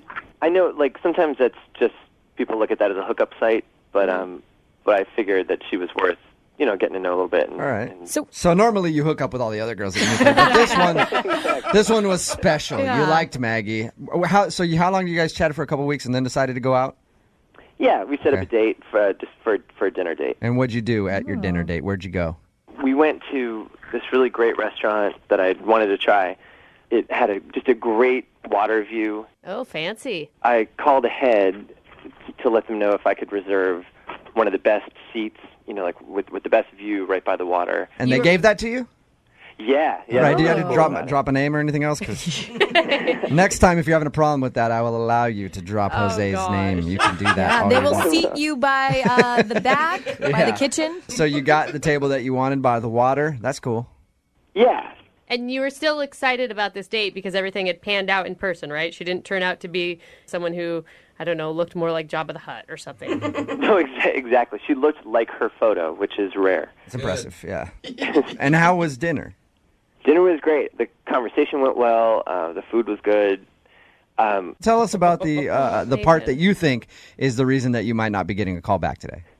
It's so embarrassing. And again, I thought of this after the date. I was trying to figure out, just sort of playing it through in my head and realized that we're having conversation and, I'm looking at her and taking her in and sort of looking at her face. And I noticed, That's a good place to look. Yeah, exactly. And I noticed that her earlobes are really not, just are like sort of barely connected. Some people have those earlobes that are... Yeah, some people's earlobes go like straight into their cheek, yeah. and then the other ones kind of have like a big lobe on it. It's genetic. Yeah, exactly. And it's such a silly thing, but I was just caught up in it. And hers like really kind of dangle, and she had kind of big earrings on, and I thought they were cute. It was just me like getting caught up in it, and we were talking, and I thought they were cute. And I reached across the table, and I played with her earlobes a little bit. Yeah, that is going to be so weird Nathan. on a first date, Nathan, to just like, while she's talking, were you guys touching it all before you played with her earlobe? Oh, okay. That's what I wanted, and that's what I wanted to know, because when you put it in your email, I was like, okay, if they were holding hands or something before, maybe I could see it. But if she's just in mid-conversation and you slowly, this is how I picture it, Nathan, slowly reach across the table while gazing into her eye and then just start flicking her earlobe, that's going to be weird. It may have been even worse than that. I mean, it wasn't even like we were gazing. She was in the middle of a conversation. She was in the middle of telling Nathan, poor man. Did you caress them? I mean, what did you do with the earlobe? No, it wasn't a caress. It was more like, it was intriguing, like to see. Oh my God. What was her reaction, like immediately? She flinched. I mean, it was it was inappropriate of me. Did she stop talking after that, or did she just like kind of look at you like, what did you just do? Yeah, she did kind of like can I help you kind of a thing. And then I just started talking, and I was, like you were saying, it was genetic, and I was saying, well, everyone in my family are attached, and I just, So you started talking about her earlobe after you played with it. Exactly. All right. You know what? I don't even know if there's a move you could have done to make that better. If you would have just been like, sorry, I thought you had nice lobes. Or you go, hey, this is why I did that. How did the rest of the evening go after that happened? I mean, that didn't seem to ruin anything. We continued on, but then looking back, I asked her if she wanted dessert. This place they bring out a beautiful dessert selection you can pick from. And she was like, no, I'm not hungry, so that's a sign. And then at the end of the date, I walked her to her door, and I would have wanted to go in for the kiss, and then it didn't feel right, so I gave her a hug. And You should have given her one last flick on the earlobe for the road. So you went in for a hug, and at the end of the night, did she say that she wanted to see you again? I said, I'd love to do something like this sometime, can I give you a call? And she said, sure, but, then I think it speaks more that I haven't been able to get in touch with her for the last 2 weeks. I've, sent her a text here and there, and I haven't really You haven't gotten anything back at all? Yeah. All right, well, we'll play a song, come back, call her, see if we can get her on the phone, see if we can get her to press those beautiful earlobes up to the phone and answer. And we'll get your second date update, okay?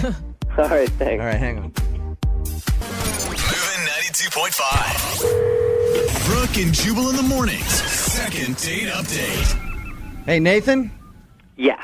I think I figured out what the problem is with the date that you went on. Already? Nathan wants us to call this girl named Maggie. On their date, Nathan got a little wrapped up in the moment, noticed her earlobes, and did something that he knows is weird. He reached over and started playing with her earlobe. and it set a really weird theme for the rest of the date because that's an awkward thing to do. But Nathan, I think I figured out the problem. It's not the fact that you played with her earlobe.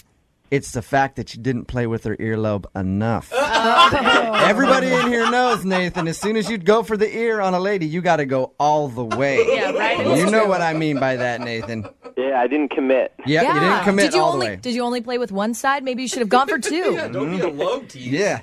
Nobody likes a lobe tease. Very good point, Jose. True. All right, Nathan, we're about to give Maggie a call and see if the earlobe fiasco killed your chances at a second date. Are you ready?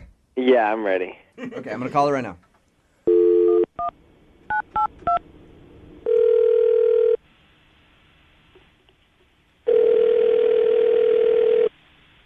Hello. Hi, can I speak to Maggie, please? Hi, this is Maggie. Maggie, how are you? This is Jubal from Brooke and Jubal in the Morning. Sorry, can I help you with something? You recently went out on a date with one of our listeners, but you're not calling him back. So he emailed us to give you a call and find out if he did something wrong on the date. Now, the guy that wanted us to call you today knows that he did something a little strange on your date. His name is Nathan. Okay. Nathan says that he's tried to text you a few times since your date. And so he called a radio station? Yes. So he called us to see if we could get you on the phone, since you're not answering his phone calls, and ask you why. Seriously? Yes. Is it because he played with your earlobe on the date? He told us about it. Oh, he did? Yeah, he told us all about your date. He said that he met you on OkCupid, and he liked you a lot, thought you guys were getting on very nicely, until in the middle of dinner, he reached over and played with your earlobe. I'm assuming that's probably the issue. The earlobe thing was definitely part of it. Part of it. That's not the entirety of it. Oh, no. Because as soon as, Maggie, if I was on a date with someone and they reached across and just started jiggling my earlobe back and forth while I was talking, if they were hot, there'd be a second date. But maybe, but most people would not want to call anybody back after that. I assumed that it was just the earlobe. What else did you not think was so great about Nathan? It seems like he's not somebody who goes out on dates a lot.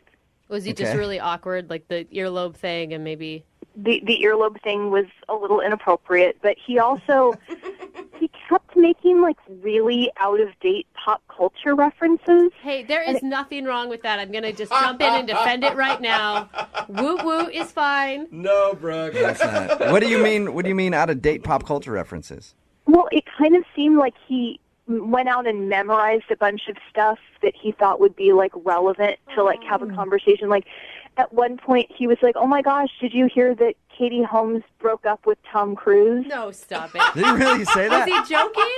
That happened. He did, and I was like, yeah, that happened a while ago, and he's like, Yeah. "Oh, really?" Because it's so shocking. That's like something that happened like 10 years ago. It feels like. Yeah, and he made a reference at one point. He's like, "Oh my gosh, have you seen this new music video, Dogman Style?" Dogman Style? He was trying to talk about Gangnam Style, which was also not very relevant. Yeah. How did this come up in conversation? Were you guys talking about pop culture type things? And No, that's why it kind of felt like he memorized a bunch of stuff or something, because it was like these little tidbits that he would kind of just like throw into the conversation, and so you'd be talking about something completely different. He would just kind of spout off like, "I know this pop culture fact." Right? That's what it felt like. Yeah. It's like going on pop-up video. But Which is also not a relevant reference. I don't think that show has been on the air in about 15 years. Did you? Yeah, so that obviously felt like he must have been a little weird. I mean, he seemed really sweet, and I felt really bad, and I didn't think it would benefit anybody to like tell him I didn't want to see him. Aren't you kind of curious, though, why the out-of-date pop culture references during your date? I just figured he was really nervous, and you know. Aren't you curious about the earlobe play that you got? Wouldn't you want to hear? I kind of just chalked it up to him being nervous. So don't you want to hear the reasoning behind any of that? I mean, maybe, but not enough to want to hurt his feelings. I figured, just not calling him back was... Well, I know how to get your answer, though. You said maybe you'd like to hear the reasoning on that. I can get you an answer. Because he's on the phone right now listening. Yeah. Maggie. Hey, Maggie. Are you serious? Yeah, I'm listening. Why didn't nobody tell me this? I forgot. No, Maggie, I'm glad I got to hear what you had to say.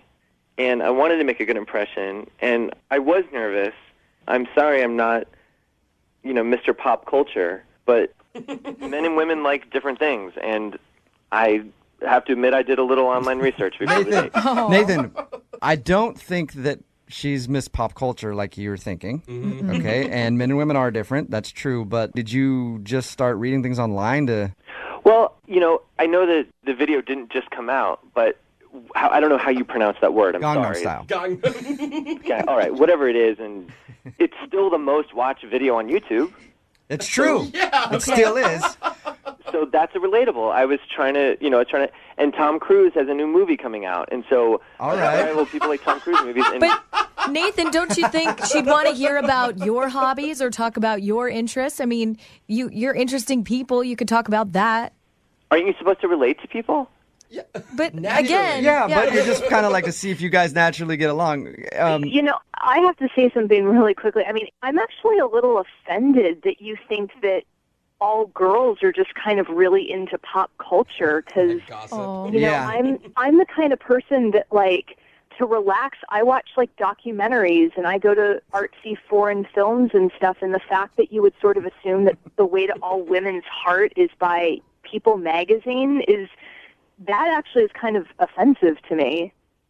I'm casting a broad net. We're just trying to find anything relatable.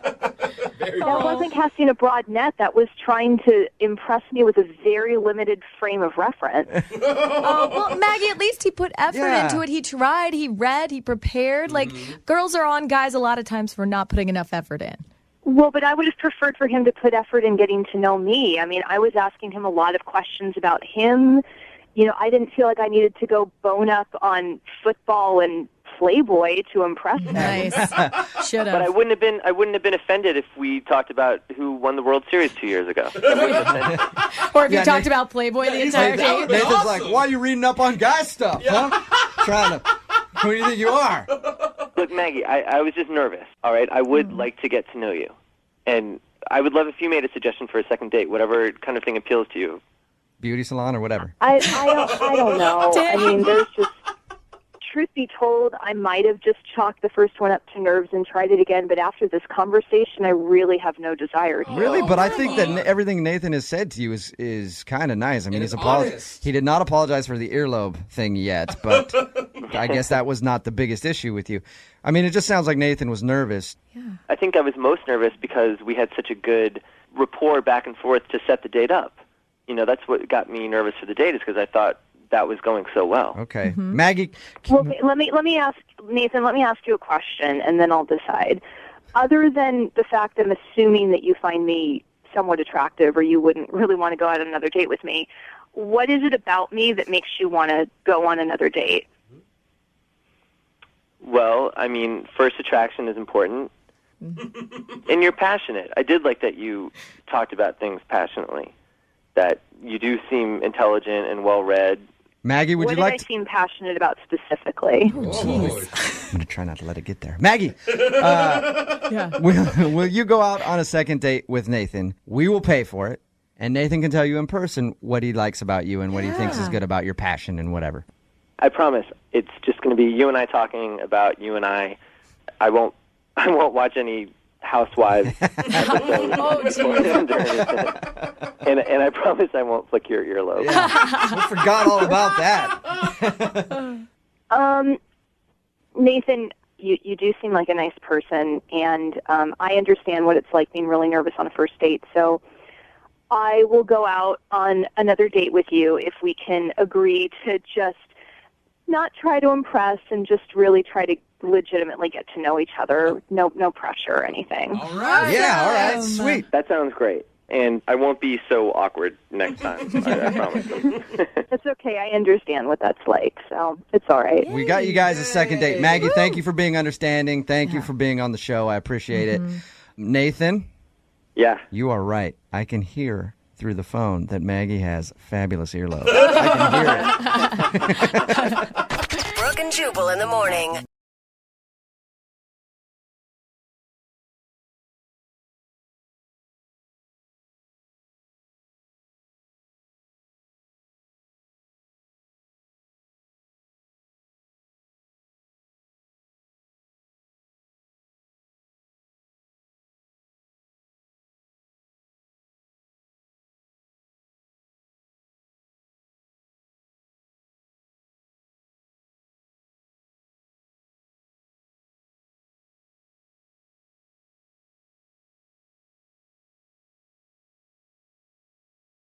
Brooke and Jubal's second date update.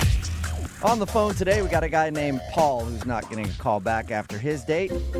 And his email says that he took a woman to the zoo Oh, that's a cute date. for I their like date. that. Paul, before we get into the second date update, I just want to check with you. She's of age, correct? Oh my God. Yeah. What's up, guys? Okay, I'm just making sure, Paul. Yeah, she's totally legal, man. Okay, cool. I Okay. just don't know a lot of full-grown adults just going to the zoo, but whatever. First of all, where'd you meet her, Paul? I met her at a special place called Tinder. Oh, okay. I'm already going to give you props for coming up with a creative date idea off of a Tinder date. Yeah, that's how you do it. You've got the animals going, puts you in the mood. I don't know. Okay, I now don't know this about all that. took a dark turn. Yeah, you guys know what I mean. Animals. You got the monkey house. You got, sometimes you come across a couple bears and they're doing their thing, and you just kind of give them a little nudge and you just kind of, do a wink. And Throw a little wink to the bear like, yeah, you know what I'm doing here, man. Come over here, smile for us. Maybe you can get me lucky later. So what was it like seeing your Tinder date for the first time? First good sign, right, is we meet up and she looks better than her pictures. Oh, cool. Because I've been in a couple of these things and, you come across and it's like they're either heavier or they got, like, bad hair, and it's kind of a bummer. Bad hair, huh? Guy. I like hair, it's long, it smells good, you can play with it. Right. I'm all about, it's the animal thing. I don't know. It's just, Okay, I'm scared to be with you at the zoo if I'm her. Yeah. oh, no, you shouldn't be scared. It's all good. Okay. All right. Wait, You've convinced me. Did she seem pleasantly surprised by you when she first saw you? I think so. I try to keep an honest appearance on Tinder, The only thing I can maybe is like, so my friends call me Dumps. Dumps? Dumps? Yeah, Dumps. And I'm a sanitation man. Don't call me garbage man. Sanitation man. Okay. All right. Sanitation Yeah. professional. So Dumps is your nickname? Yeah, Dumps is my nickname. And, sometimes I'm like a little bit, I hope I didn't smell. I was working earlier, in the morning. So, but I think I was all good. That's the only thing I can really think of in terms of my appearance. Oh, dude. Oh my God, I don't feel like you should be the judge on what you smell like. Yeah, you can't even smell it anymore. Right. I keep a lot of car air fresheners in my car, so, Oh, I try to. So tell us about your date at the zoo. How was it? I mean, we had a really good time overall. What she wanted to see and what I wanted to see matched up pretty well. And I have like an odd taste, with animals. Like we went to the snake house. All right, so you like the snakes? Yeah, I like the snakes. She liked the snakes. Nice. That was fun. We slithered through there. Then we went over to the. You guys know those what are they called? The Chupacabra. The capybara. Oh, capybara. They're like the big rats. Those big rat things. Yeah. Well, I don't like to call them rats, but yeah. They're big and they're just weird and they're crawling around and I think she liked that one too. I think like she was into it. All right, so you wowed her with your unusual animal choices at the zoo. Yeah, I was saving the big thing for last. We were gonna go see the sloth. Oh, I mean, who doesn't love the sloth? Dude, super cute. Right, they're so cute. And they're just like chilling about, and they're furry and all that. And that was like that was gonna be my big finish. That was your big dismount to the date. Go check out the sloth. Okay. But the thing is, like, we get there and they closed it off. We're like, for the next couple hours. And I tried talking to the guy that was like, because they closed it off. So I found this dude that was working there, and he said they're feeding them.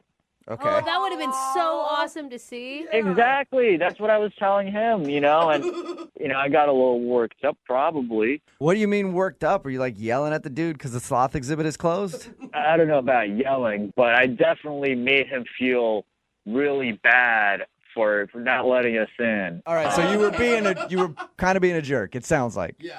I mean, I thought I was being the good guy there because, I have a date with me. I even offered him some money. I thought we could get in there on the sly. Wow. Watch them feed. It's like you're at a fancy restaurant trying to get that window table. Yeah, exactly. But the guy was all not about that. He was like, he's gonna lose his job or something.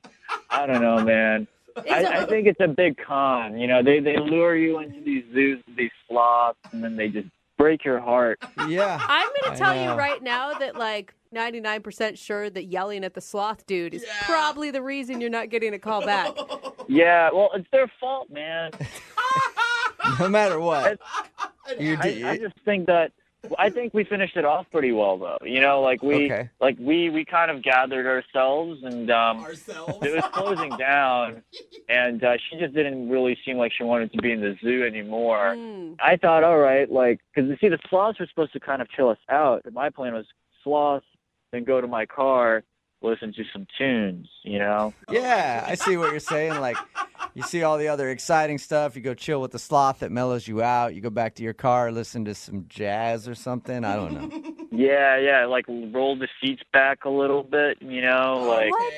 Okay. Are you kidding? She's not in high school anymore. You confirmed that at the beginning of this. No one wants to make out in your car, man. Well, okay, but it was pretty nice. We listened to some jams, and we didn't really kiss or anything because I didn't really want to make that move. I was still a little, I was trying to hang, Yeah, well, you want to seem respectful, too. It's a first date. Maybe don't want to rush in. You've already done a lot. Yeah. And then, then she wanted to go back to her car, so I let her out, and, You let her out? You didn't have her locked up inside of your car, did you? No, I didn't lock her up. I mean, our doors were locked, but she could have left. I wasn't, keeping her in there. Okay. And I got to say, I can't believe she got in the car to begin with. So maybe you were doing something more right than I'm giving you. I'm serious. After a guy yelled and smells bad, I wouldn't get in the car. So you may have been doing something more right than I expected. I think so, too. Yeah, don't underestimate me.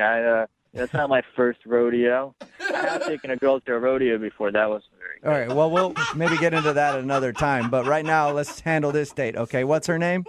Her name's Heather. Heather. Okay, we'll play a song, come back, and call Heather and get your second date update, all right? All right. All right, man, hang on. Thank you. Moving 92.5. Brooke and Jubal in the mornings. Second date update. If you're just joining us for today's second date update, Dumps is on the phone with us.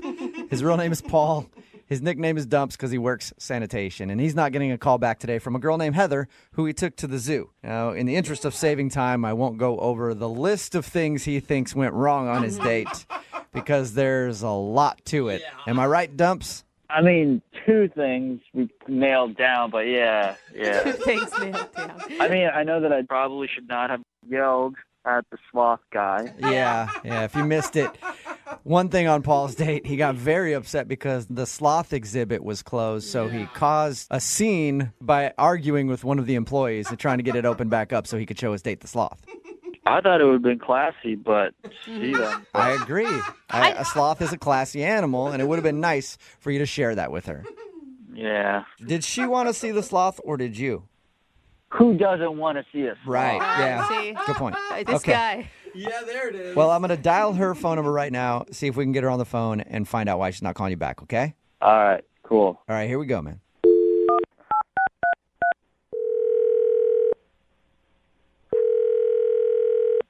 Hello? Hi, can I speak to Heather, please? Yes, this is me. Hey, Heather, how are you? This is Jubal from Brooke and Jubal in the morning. Oh, my God. What's up? So you listen. Is this about Dumps? Whoa. Yes, You it listen is a lot. about Dumps. I had a feeling you guys would be calling, considering he told me that if I didn't answer his text messages, he was going to contact you guys. Shut Oh, up. wow. Are you serious? He threatened a second date update on you? That's a first. Oh, yeah, absolutely. All right. Well, then I guess you were prepared for this phone call. Wow. Yeah. We talked to Dumps a little bit about your date, and yeah, he's wondering why you don't want to see him again. I mean, where do you want me to begin? Yeah. I'm assuming. Let's start here. What has he told you? Well, he told us that you guys met on Tinder and that he took you to the zoo. Yeah, that was the only good part of the date. That was it? Like going to the zoo, or just the idea of going to the zoo? No, I liked the idea of going to the zoo, but I mean, did he tell you his fascination with snakes? Mm-hmm. He told us that he liked the snakes a lot, yeah. I mean, it sounds like he likes every animal at the zoo. Totally. Really. Well, I mean, specifically with the snakes, other than the awkward jokes he kept making about the sizes of snakes, he was banging on glass, yelling, "Wake up, snake!" Yeah. He painted it as a joint passion that you both shared. Yeah, I love animals, don't get me wrong, but I'm definitely not as big on like mating with rituals and weird conversation he apparently likes to have. Did he tell you that he got in an argument while we were at the zoo? Yeah. He told us that you guys went to the sloth exhibit and it wasn't open, and so he complained and maybe made a scene. Maybe made a scene? Yeah. Yeah. He threatened to fight the guy. What? Really? Because they closed down the exhibit for the sloths? Yes, and it wasn't like it was closed for the rest of the night. I mean, it was just simply closed for that time period, and he threatened to fight him. I mean, I walked away. Yeah, I don't blame you. But, I mean, here's the thing for me. Like, that sounds awful, but then he said that you got into his car and listened to music with him. I met him there, and I had to park pretty far away because it was crowded. So the only reason I got in his car is because he offered to take me to my car, and it was late at night. It was dark outside. Oh, all right. So you weren't like, hey, mister, let's sit in your car for a little while. I'd love that. No, I had no idea that getting a ride to my car was going to entail sitting in his car while he awkwardly played what he called chill music. I'm guessing it wasn't chill by your description? Absolutely not. I mean, I don't even know what to call it. I don't know. He asked me if I wanted to hear the greatest hits, and then he put on his own band. Whoa, he has a band too? He didn't tell us that. Well, yeah, he said they were taking a hiatus, but this supposedly was his greatest hit. Oh, he's got a band that already has a greatest hits album. Compilation album. Yeah. Apparently. How would you describe his music? Just wondering. Honestly, I'd probably compare his band to that of his nickname and job. Dumps? Just bad, huh? Mm-hmm. Yeah, to be honest, I really couldn't wait to get out of there. It was the worst date I've ever had. Wow. The worst date ever. Yeah. Number one. But memorable. Oh, it's definitely a story for the book. Hey, Heather, I bet you he'd be excited to know that he left a mark in your dating life, because he's actually on the other line listening right now and wants to talk to you. I had a feeling that's how this was going to Hey, go. Heather. What's up, baby? Baby. Dumps, why are you doing this? Because I told you that if you don't get back to me, I would have to bring in some reinforcements to help me out here. Because what's up? I thought we had a good time. Normal people don't do that. Yes, they do. There's a lot of normal people that do this. Yeah, There was a reason I wasn't replying. You knew this. You knew our date did not go well. I thought it went really well. And a lot of what you're telling me has been a surprise because, first of all, I thought my jokes were hilarious. You were laughing at them. You kept winking at me after every joke. Well, yeah, I winked at you, so you know when the joke's done, so you know when to laugh. I was making it easier for you. Honestly, your jokes were painful. Well, that hurts. I'll say that.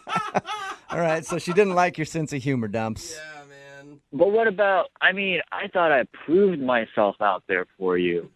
I thought you'd be proud of me standing up for you, trying to see the sloths. I know you love sloths. Because you threatened to beat up a zookeeper, you want me to be proud of you? I'd beat up any zookeeper for you, Heather. He was doing his job. He was feeding the animals. That's normal. And I was doing my job of trying to get you into the sloth cage. And you love the sloth. I don't care. It's just a sloth. What do you mean it's just the sloths? Like, when we first got there, you kept talking about the sloths. In the snake cage, you were talking about the sloths. In the capybara, you were talking about the sloths. No, I wasn't. Just drop the sloth, okay? Stop talking about sloth. But they're so damn cute. It is true, Heather. But Dubs, I feel like you're not listening to anything she's saying. Like, you're arguing every point of how miserable she was. She knows how she feels. Yeah. Look, guys, she's just lying to you. She loved the sloth, or she would have loved the sloth, but she's just in denial about it. The date was a disaster. Nobody is lying. I am trying to be honest with you. Whatever, Heather. I promise you, if you go on another date with me, I'm going to get us into the sloth cage. Wow. Heather, what do you think about that? Would you like a second date with Paul? We'll pay for it. Hey, We'll man. pay for your entry into the zoo. Maybe you can see the sloths this time. It's going to be hard to turn down. No, I don't want to see dumps. I don't want to see sloths. I don't want to go to the zoo. I'm sorry. What about the aquarium? Don't. The aquarium. Heather, that's on the table now, too, the aquarium. Sea otters? No, thank you. Dude, Heather's going to be the only person on the planet after all this that hates sloths. Are we done here? I'm sorry. This has just been a huge waste of time for me. Yeah, we're done. I'm sorry, Dumps. No date. Oh, it's all right, man. I mean, this is just gonna fuel my music. That's really where my heart's at right now. All right. Hey, yeah. You know what, dude? Send me a demo of the music you were showing her. I can put it on the radio. I'll give it to my program director here, and then I'll actually give you his cell phone number, and you can call him about your music. Such an a-hole. Thank you. No problem. Yeah, it has real good, like, Icelandic vibe, you know? Yeah, all that's what we're looking for. Brooke and Jubal in the morning. Text in at 78592 that says, where do these women meet these creepy dudes? I don't know if he's that creepy. I'm talking about today's second date update, but definitely he's an eccentric dude. Interesting. I would call him dumb. In case you missed it. Paul wanted to call a girl named Heather. Paul goes by the nickname Dumps because he works in sanitation. That's what his buddies call him. They went to the zoo, and he was curious why she wasn't calling back. When they were at the zoo, he actually attempted to fight one of the employees because the sloth was feeding at the time they went to go check out the sloth, and it was really important to him that they see the sloth. Actually, he thought it was really important to her, but it wasn't that important. Not at all. And then they ended the date by sitting in his car and listening to music from his own band. Yeah. Even though she didn't even want to be sitting in his car, he was like, I'll give you a ride to your car since you're on the other side of the parking lot. And they just sat there Now that you're here. listening to his music. So, yeah, she just thought Dumps was an all-around weird guy and didn't want to go out with him again. I do like that he thought that the zookeeper would be like, oh, you're on a first date and you're upset about the sloth exhibit? Yeah. Let me hold off on their feeding for you. Yeah, my bad. Yeah. You just threatened to punch me? Oh, come see all the sloths. You guys want to come Behind the back here? scenes. Yeah, you can feed the sloth if you want. Remember, if you want to do a second date update, all you have to do is email the show, and we will call the person who didn't call you back. Brooke and Jubal's second date update. There are a lot of inopportune times that you could lock your keys in your car, like, I don't know, a first date. Oh, that could suck. Oh, God, I hope you have AAA. It's Brooke and Jubal in the morning. I'm moving 92.5. Kaylee is on the phone with us right now. Kaylee emailed us about a date she went on with Dave. Apparently, at some point in the date, he locked his keys in the car. Yes, it was a little bit disappointing, but yeah. All right. Tell us about that in a second. But first of all, what were you guys supposed to do? How'd you meet Dave? Dave and I got set up through a mutual friend, and we talked on the phone for a little bit first, and I felt like we really hit it off. We had a really good conversation, and he seemed like a really nice guy. And then he invited me for our first date. He said, I know this is a little weird, but I have this work event coming up where I'm being honored for being top salesman or something. That is a smart move. Yeah. Really? Hey, I'm getting an award. Come check me out. Come check out how awesome I am. That's a great idea for a first date. Are you kidding me? No, that's a lot of pressure because that means you have to meet all the coworkers. And how does he introduce you? As a date? That's not really that stressful. Meeting coworkers is not like family. You know what I mean? I don't know, dude. Like, I it's just wouldn't like- introduce any of you to a first date. We're a little different coworkers than normal, I think. Anyway, so you went to this event with him. Yeah, it was really nice. So he said, dress up. It's a really formal event. And I thought it would be really fun because I hadn't been to an event like that in a really long time. And Watch your new man win an award. Okay. Yeah. Now you're. Your email said that you didn't even make it to the event, though, because he locked his keys in his car. Right. We stopped for gas, and we were both outside the car in the gas station, and he locked his keys in the car. God. And I'm guessing you got a new dress for the whole thing and spent some money. I did. And so he called AAA, but they said it was going to be over an hour for them to get there, so we were going to miss the event.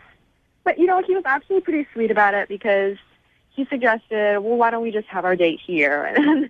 At the gas station. Yeah, go in there and grab some beef sticks and some of those bomb burritos. Oh, Britney Spears is so jealous right now. Yeah. Cheetos. That's actually a really cute story. I mean, if you guys were to continue to date.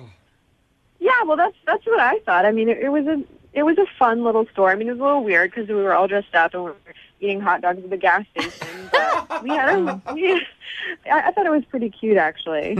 And so It's a great idea to save some money on a date. Yeah. Tell a girl you have to go to a formal event, then show up, lock your keys in the car at a gas station, and just end up having the date there. And then, just Maybe found my that's spare. it. Maybe that's what he was doing. That's a great idea. Oh, you think it was all a scheme? I hope not. How did the date end then? We missed the event, so after Guy got there with the keys and everything, he gave me a kiss on the cheek, and he said, let's do this again next week, and let's have a real date this time, sorry about everything. And I told him it was okay, and that I was looking forward to going out with him again, and that was it. And you haven't heard anything from him? No, and it's been 2 weeks, and I've texted him, but I haven't gotten anything in return. I've eaten a lot of gas station food in my day. Maybe he's just been sick for like 2 weeks. That's so gross. That could be it. All right. But- Well, we'll play a song. Come back, call him, and get your second date update, okay? Okay. All right, hang on. Moving 92.5. Brooke and Jubal in the mornings. Second date update. I was going to say it again. I think that my theory is correct. Oh, no. Dave took Kaylee out on a date, said it was for a formal event where he was being honored as one of the top salesmen in his company, then took her to the gas station, conveniently locked his keys in the car, and then had a impromptu gas station date. No way. It's a great way to not spend a lot of money and make it seem like you're awesome. She also has a lot of selection. You have to spend the money to get the keys out of the car. It doesn't cost that much at AAA if you have it, which is a monthly thing. Kaylee, what do you have to say about this before we call him? Do you think there's any weight to what Jubal's theory is? No. I don't know. She seemed embarrassed. It may not be his first time. He's a good actor. Well, All right, Kaylee, we're going to call him right now, see if we can get him on the phone, okay? okay. All right, hang on.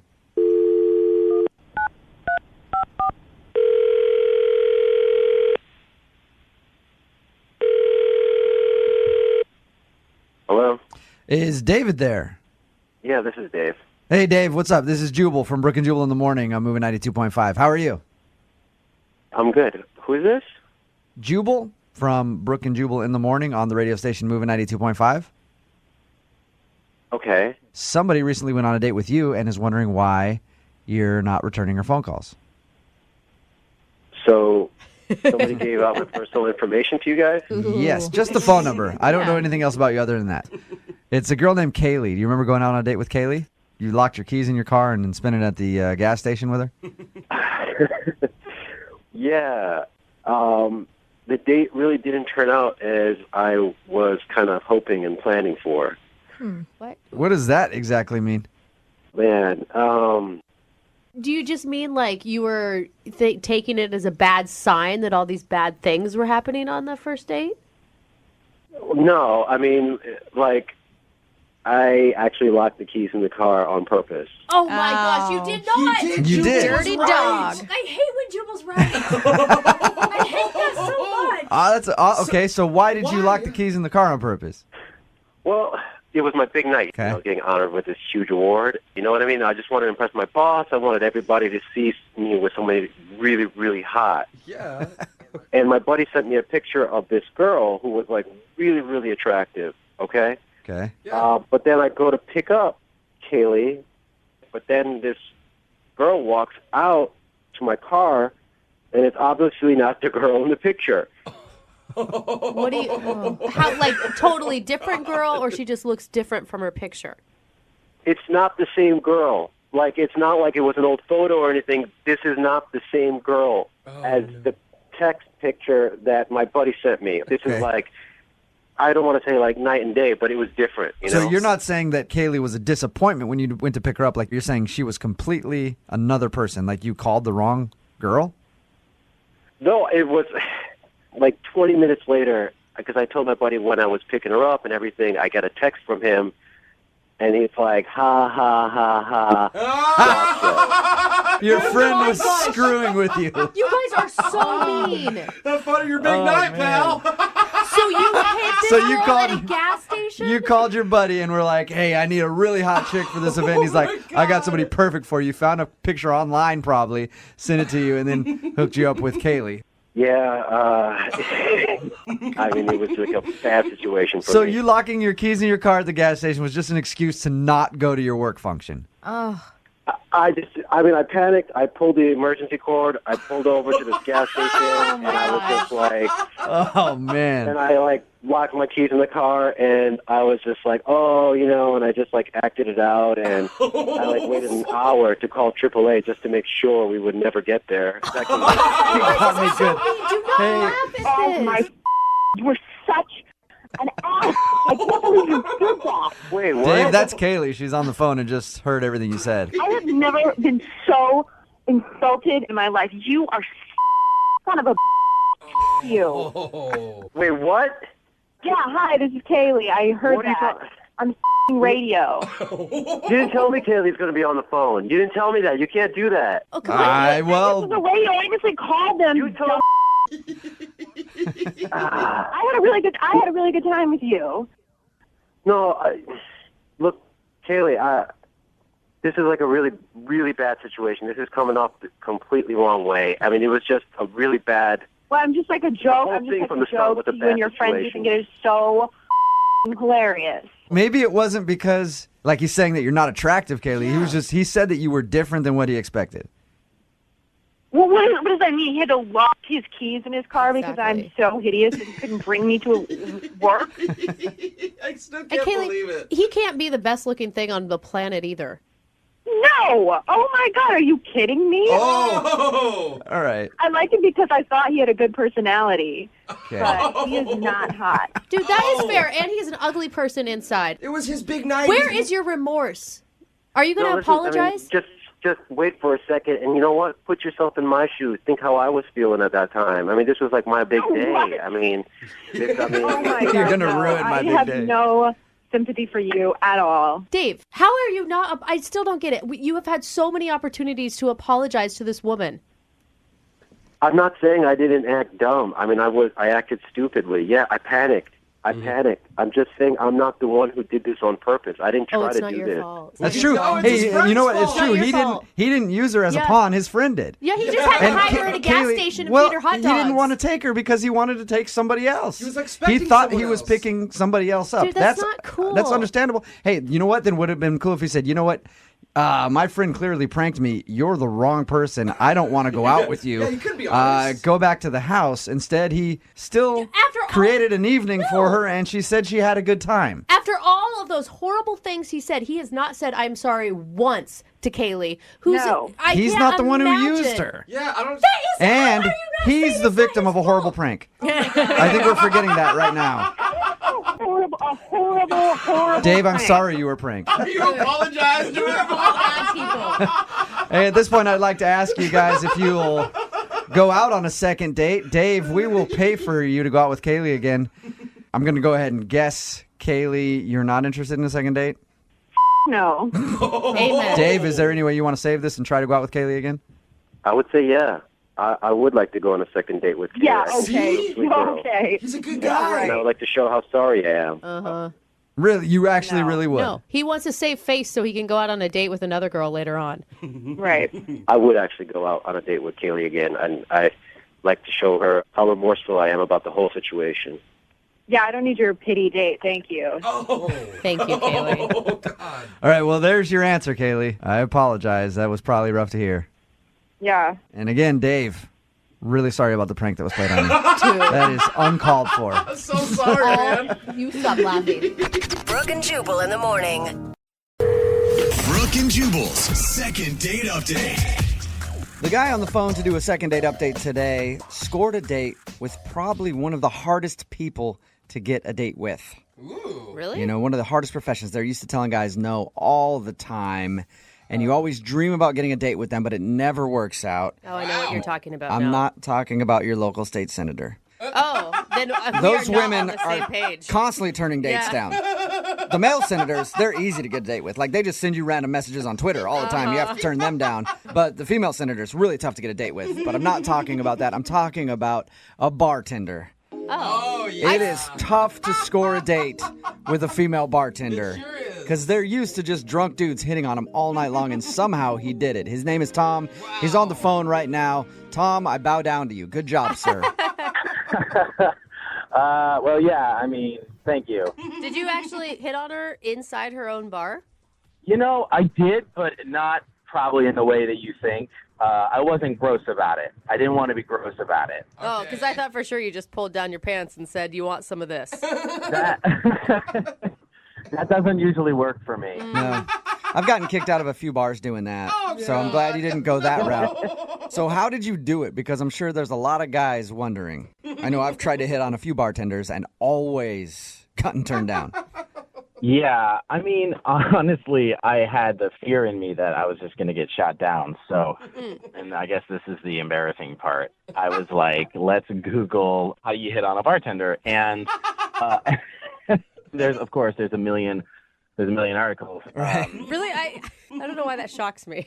There's so many. And the thing is, it's sort of like pretty commonsensical, which is like, don't treat her like she's a bartender, just treat her like she's a human being. And how do you interact with human beings? You like find commonality and you actually talk to them like a person. Oh, so just like you're hitting on a regular person. Yeah. Weird. Huh. Interesting. And you know that sort of idea of like, I'm not hitting on you because you're hot. I'm hitting on you because I think you're interesting. We might have something in common. Right. Well, again, now Jubal's out. I'm so confused. He's so out. This is never going to work for him. What's her name, by the way? Her name is Heather. Heather, all right. And did you stay there until closing time? How did you? I absolutely did. I mean, I stayed there as long as I could because I didn't want to like be like, so what's up? You know, when she's trying to do her job. Right. So you wait till she's done, and then she's walking out to her car, and you're standing by her car. No, that doesn't quite. No. I just don't know how you did it. Yeah, I think you need to give up on guessing. It was a slow night, you know, which really helped. And I was there with friends, so it wasn't like I was just there by myself. Good. And then finally, when it was like we were all leaving and they were starting to put the chairs up, I was like, look, I know you get hit on all the time, and I don't want to be a creep, and I want to keep coming into this bar, and I don't want it to be weird, but I'd love to go out sometime. I'd love to have a drink or have dinner or something. And is that something you'd be interested in? You just sort of like, you know, like put all my cards on the table. Man, my heart just melted. That's the nicest thing I've ever heard. No wonder she agreed to a date with you. And she was like, yeah, sure thing. Cool. What did you guys do when you went out? So we just went out to dinner. And we chatted, like, it was really great, actually. It was very easy. None of it felt like, what am I going to do or what am I going to talk about? It was all just very easy. And that felt great. That's usually not the case when it comes to going on a date. You know, usually I have to invent worlds of interesting things to talk about, and I feel like super, I don't know, self-conscious. And I didn't feel any of that, so it was awesome. How did you guys end things? Well, we went back to her place and continued talking, had another drink, and did a little makeout on the couch, like a little, so that was awesome.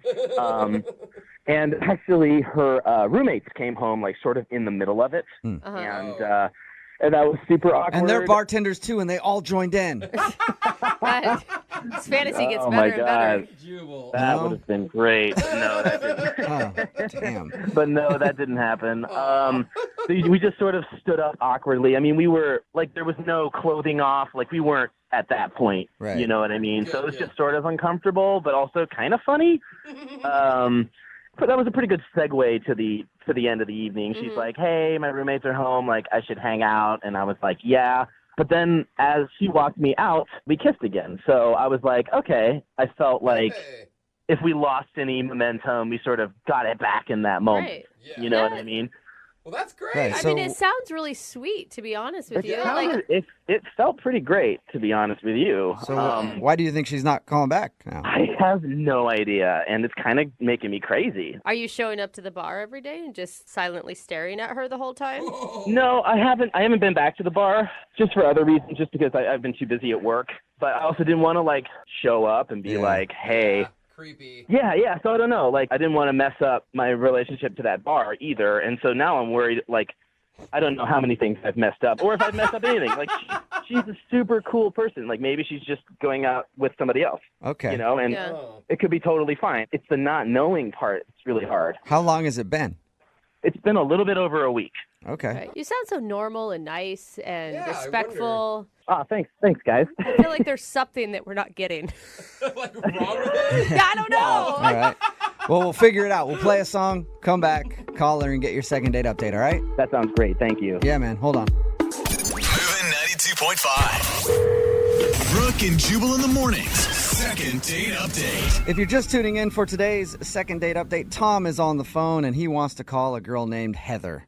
Tom did something that men have been trying to do for a long time. It's an age-old tradition. You saunter into the bar after a long day at work, and you pull up your stool, and you take off your hat, and you say, "Howdy, miss. I'd like 2 fingers of Jack, please." I feel like we're in a Why, saloon. your gams are looking good today. Oh, not the gams. I'm tired. Sure could use a load off. My dogs are barking. Been plowing the fields since 6 o'clock this morning. Oh, yeah. Speaking of plowing fields, how about you and me go back to my place? Or we just stay here at the bar, either one. Man, And that's what happened. Forward. In other words, Tom went out on a date with a bartender.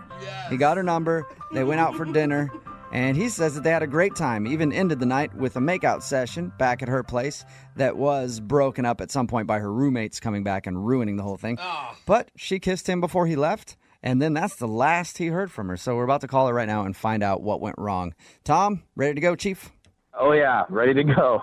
Now, are you concerned that if she says something really awful that you'll never be able to frequent the bar again? Because you like that bar. I mean, that is definitely a concern, but I'd like to think of her well-being higher than that, but it's definitely a concern. Okay. There are lots of other bars out there and lots of other bartenders. Thanks, man. Yeah, no I problem. like your motivational speech, Yeah. Jubal. That was good. Hey, that's it. I'm not telling you you're going to get a second date. Just, hey, there's probably other places that you could go, so don't worry about it. All right, I'm going to call her right now. Here we go.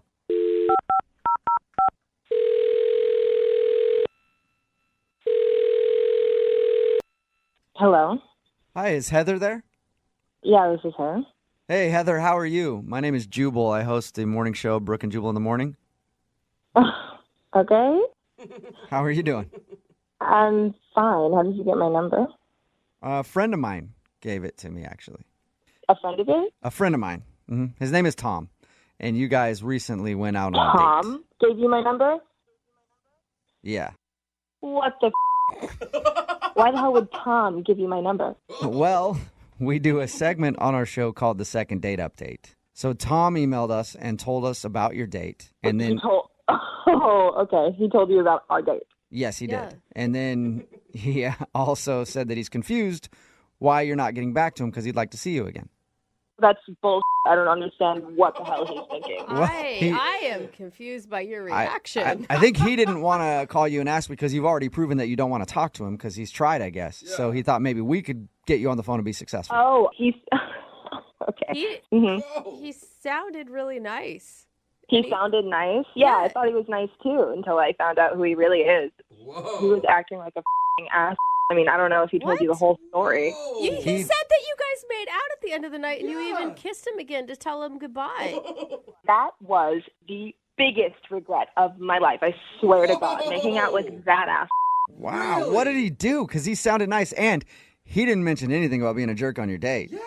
Well, obviously, he didn't give you the full story, but this is what actually happened. The night went great. As far as I knew, I was going to hang out with him probably the next day. But a couple days later, I went out with my friend back to that same restaurant that he took me to, which was amazing, by the way. Wait, hold on. You went back to the same restaurant after going out on a date with Tom?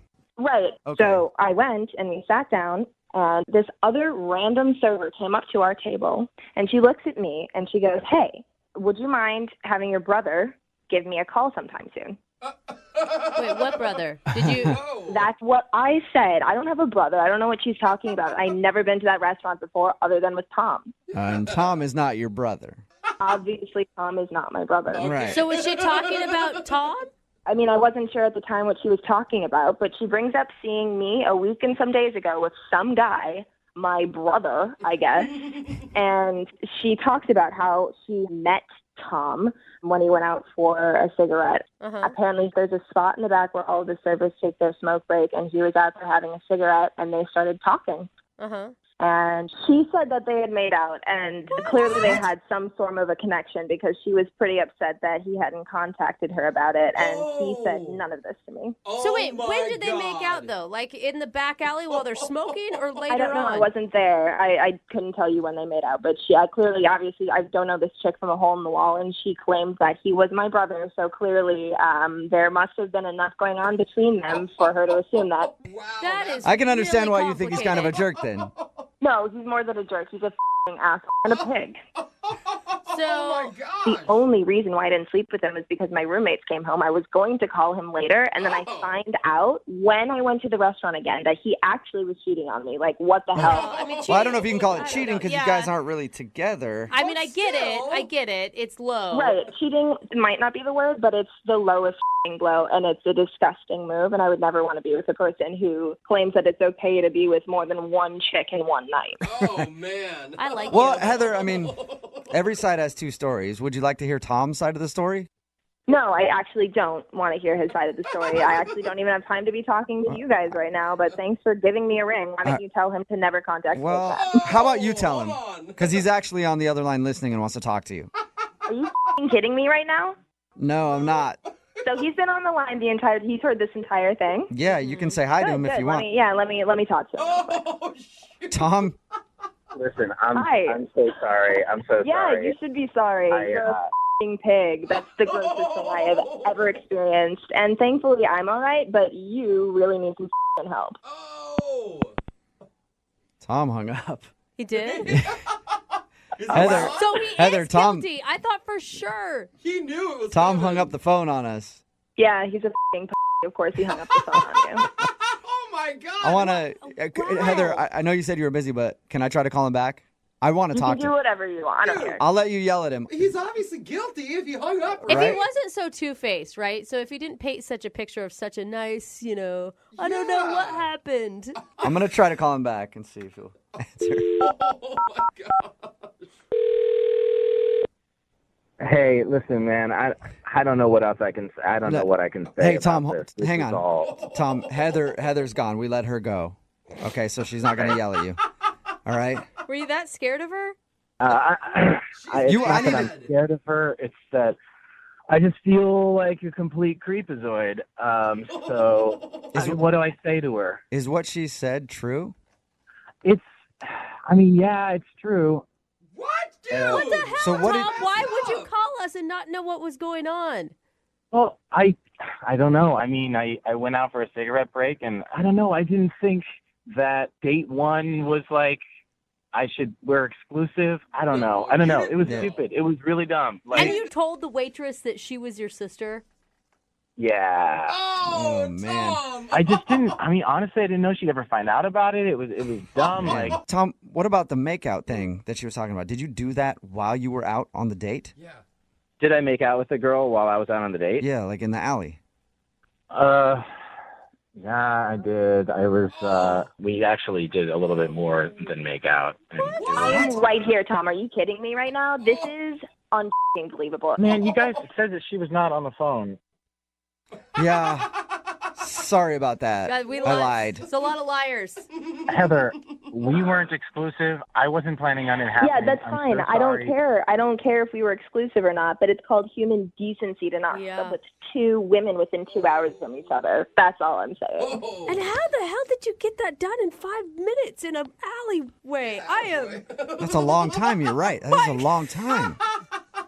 I mean, just so everyone knows, we didn't go all the way. We just fooled around and some stuff happened. Oh, yeah, no, they didn't have sex. Yeah, everyone, standing ovation for the one who didn't have sex in the back alleyway of a restaurant. Like, really big of you, Tom. Like, really big of you. I'm sorry. Heather, I'm really sorry. I had this night where I was on fire. I was in the zone. There was You something were on fire? What the hell are you talking about? This isn't a basketball game where you're shooting 3-pointers or something. No, this is you on a date with me, and you it up. I don't care if you were in the zone. I don't care if you just slam dunked, but you need to respect me. You need to seriously see me as a person that's worth your time, and you didn't. You disgust me. I gotta agree with her on this one. Like, Tom, how could you go sit back down at a table after making out with some random chick in an alleyway and then have the gall to go back to Heather's house? Oh, man. Look, I made a mistake, and I got caught up in the moment. It won't happen again. I don't think I'm going to be in this kind of situation again. You guys won't be in this kind of situation again because I'm never going to go on a date with you again. Do you understand that? Like, it's unbelievable that you even did that in the first place. You will not get another chance to do it again. Listen, I hear you. I know what you're saying, Heather. You don't want to go out again. I want another chance to show you that I can do this, that I can be a reasonable... Do what? Don't the waitress on our next date? Is that your plan? You know what? It's baby steps, when dating. You got to start small and teach guys not to do that, Heather, would you be willing to go on a second date with Tom? We'll pay for it. Would you please go out with me and let me prove that I can show you that I can... You will not finish your sentence because I'm going to let you know exactly how I feel about you right now. You are a bag of You disgust me. I actually considered sleeping with women after you. You made me so disgusted with men. And you made me embarrassed to go out on a date with a person that I normally would never go on a date on. So grow a pair of balls and do not talk to me ever again. Heather, does that mean that you won't date any of your customers anymore either? Obviously, I've learned my lesson, and I'm never dating another customer ever again. Great. Thanks a lot, Tom. You've ruined it for everybody. Damn it. Brooke and Jubal in the morning. A text in at 78592 says, I can see if it was a different night because they weren't exclusive, but during the date, with tons of exclamation points and question marks, talking about today's second date update. If you missed it, Tom wanted to call a girl named Heather. She wasn't calling him back after they went on a date. She was a bartender where he liked to go. He ended up asking her out, and they went out and had a decent date. But after the date, she wasn't calling him back. Why? Because she really liked the restaurant that he took her to. So she went back on another day with a friend of hers. And while she was there, the server came over and was like, hey, can you tell your brother to call me? Because he hasn't called me. It's like, what are you talking about? And she was like, oh, the guy you were in here with, your brother. She's like, well, it wasn't my brother. It was the guy I was dating. She's like, oh, well, because that day he said he was your brother. We went out back and messed around while I was on a smoke break and he went out for a cigarette. So he actually hooked up with another girl during the date, during dinner. Wow. On the date. Some dudes out there are like, "We's my hero." So gross, man. Dude, that's a lot of work. That is way too much work. He didn't pull it off. He got caught. He called out on the radio. Didn't pull it off at all. Although it does sound like the waitress still wanted a night with him. So I think he's good. I think he'll just move on to the waitress and be able to get it there.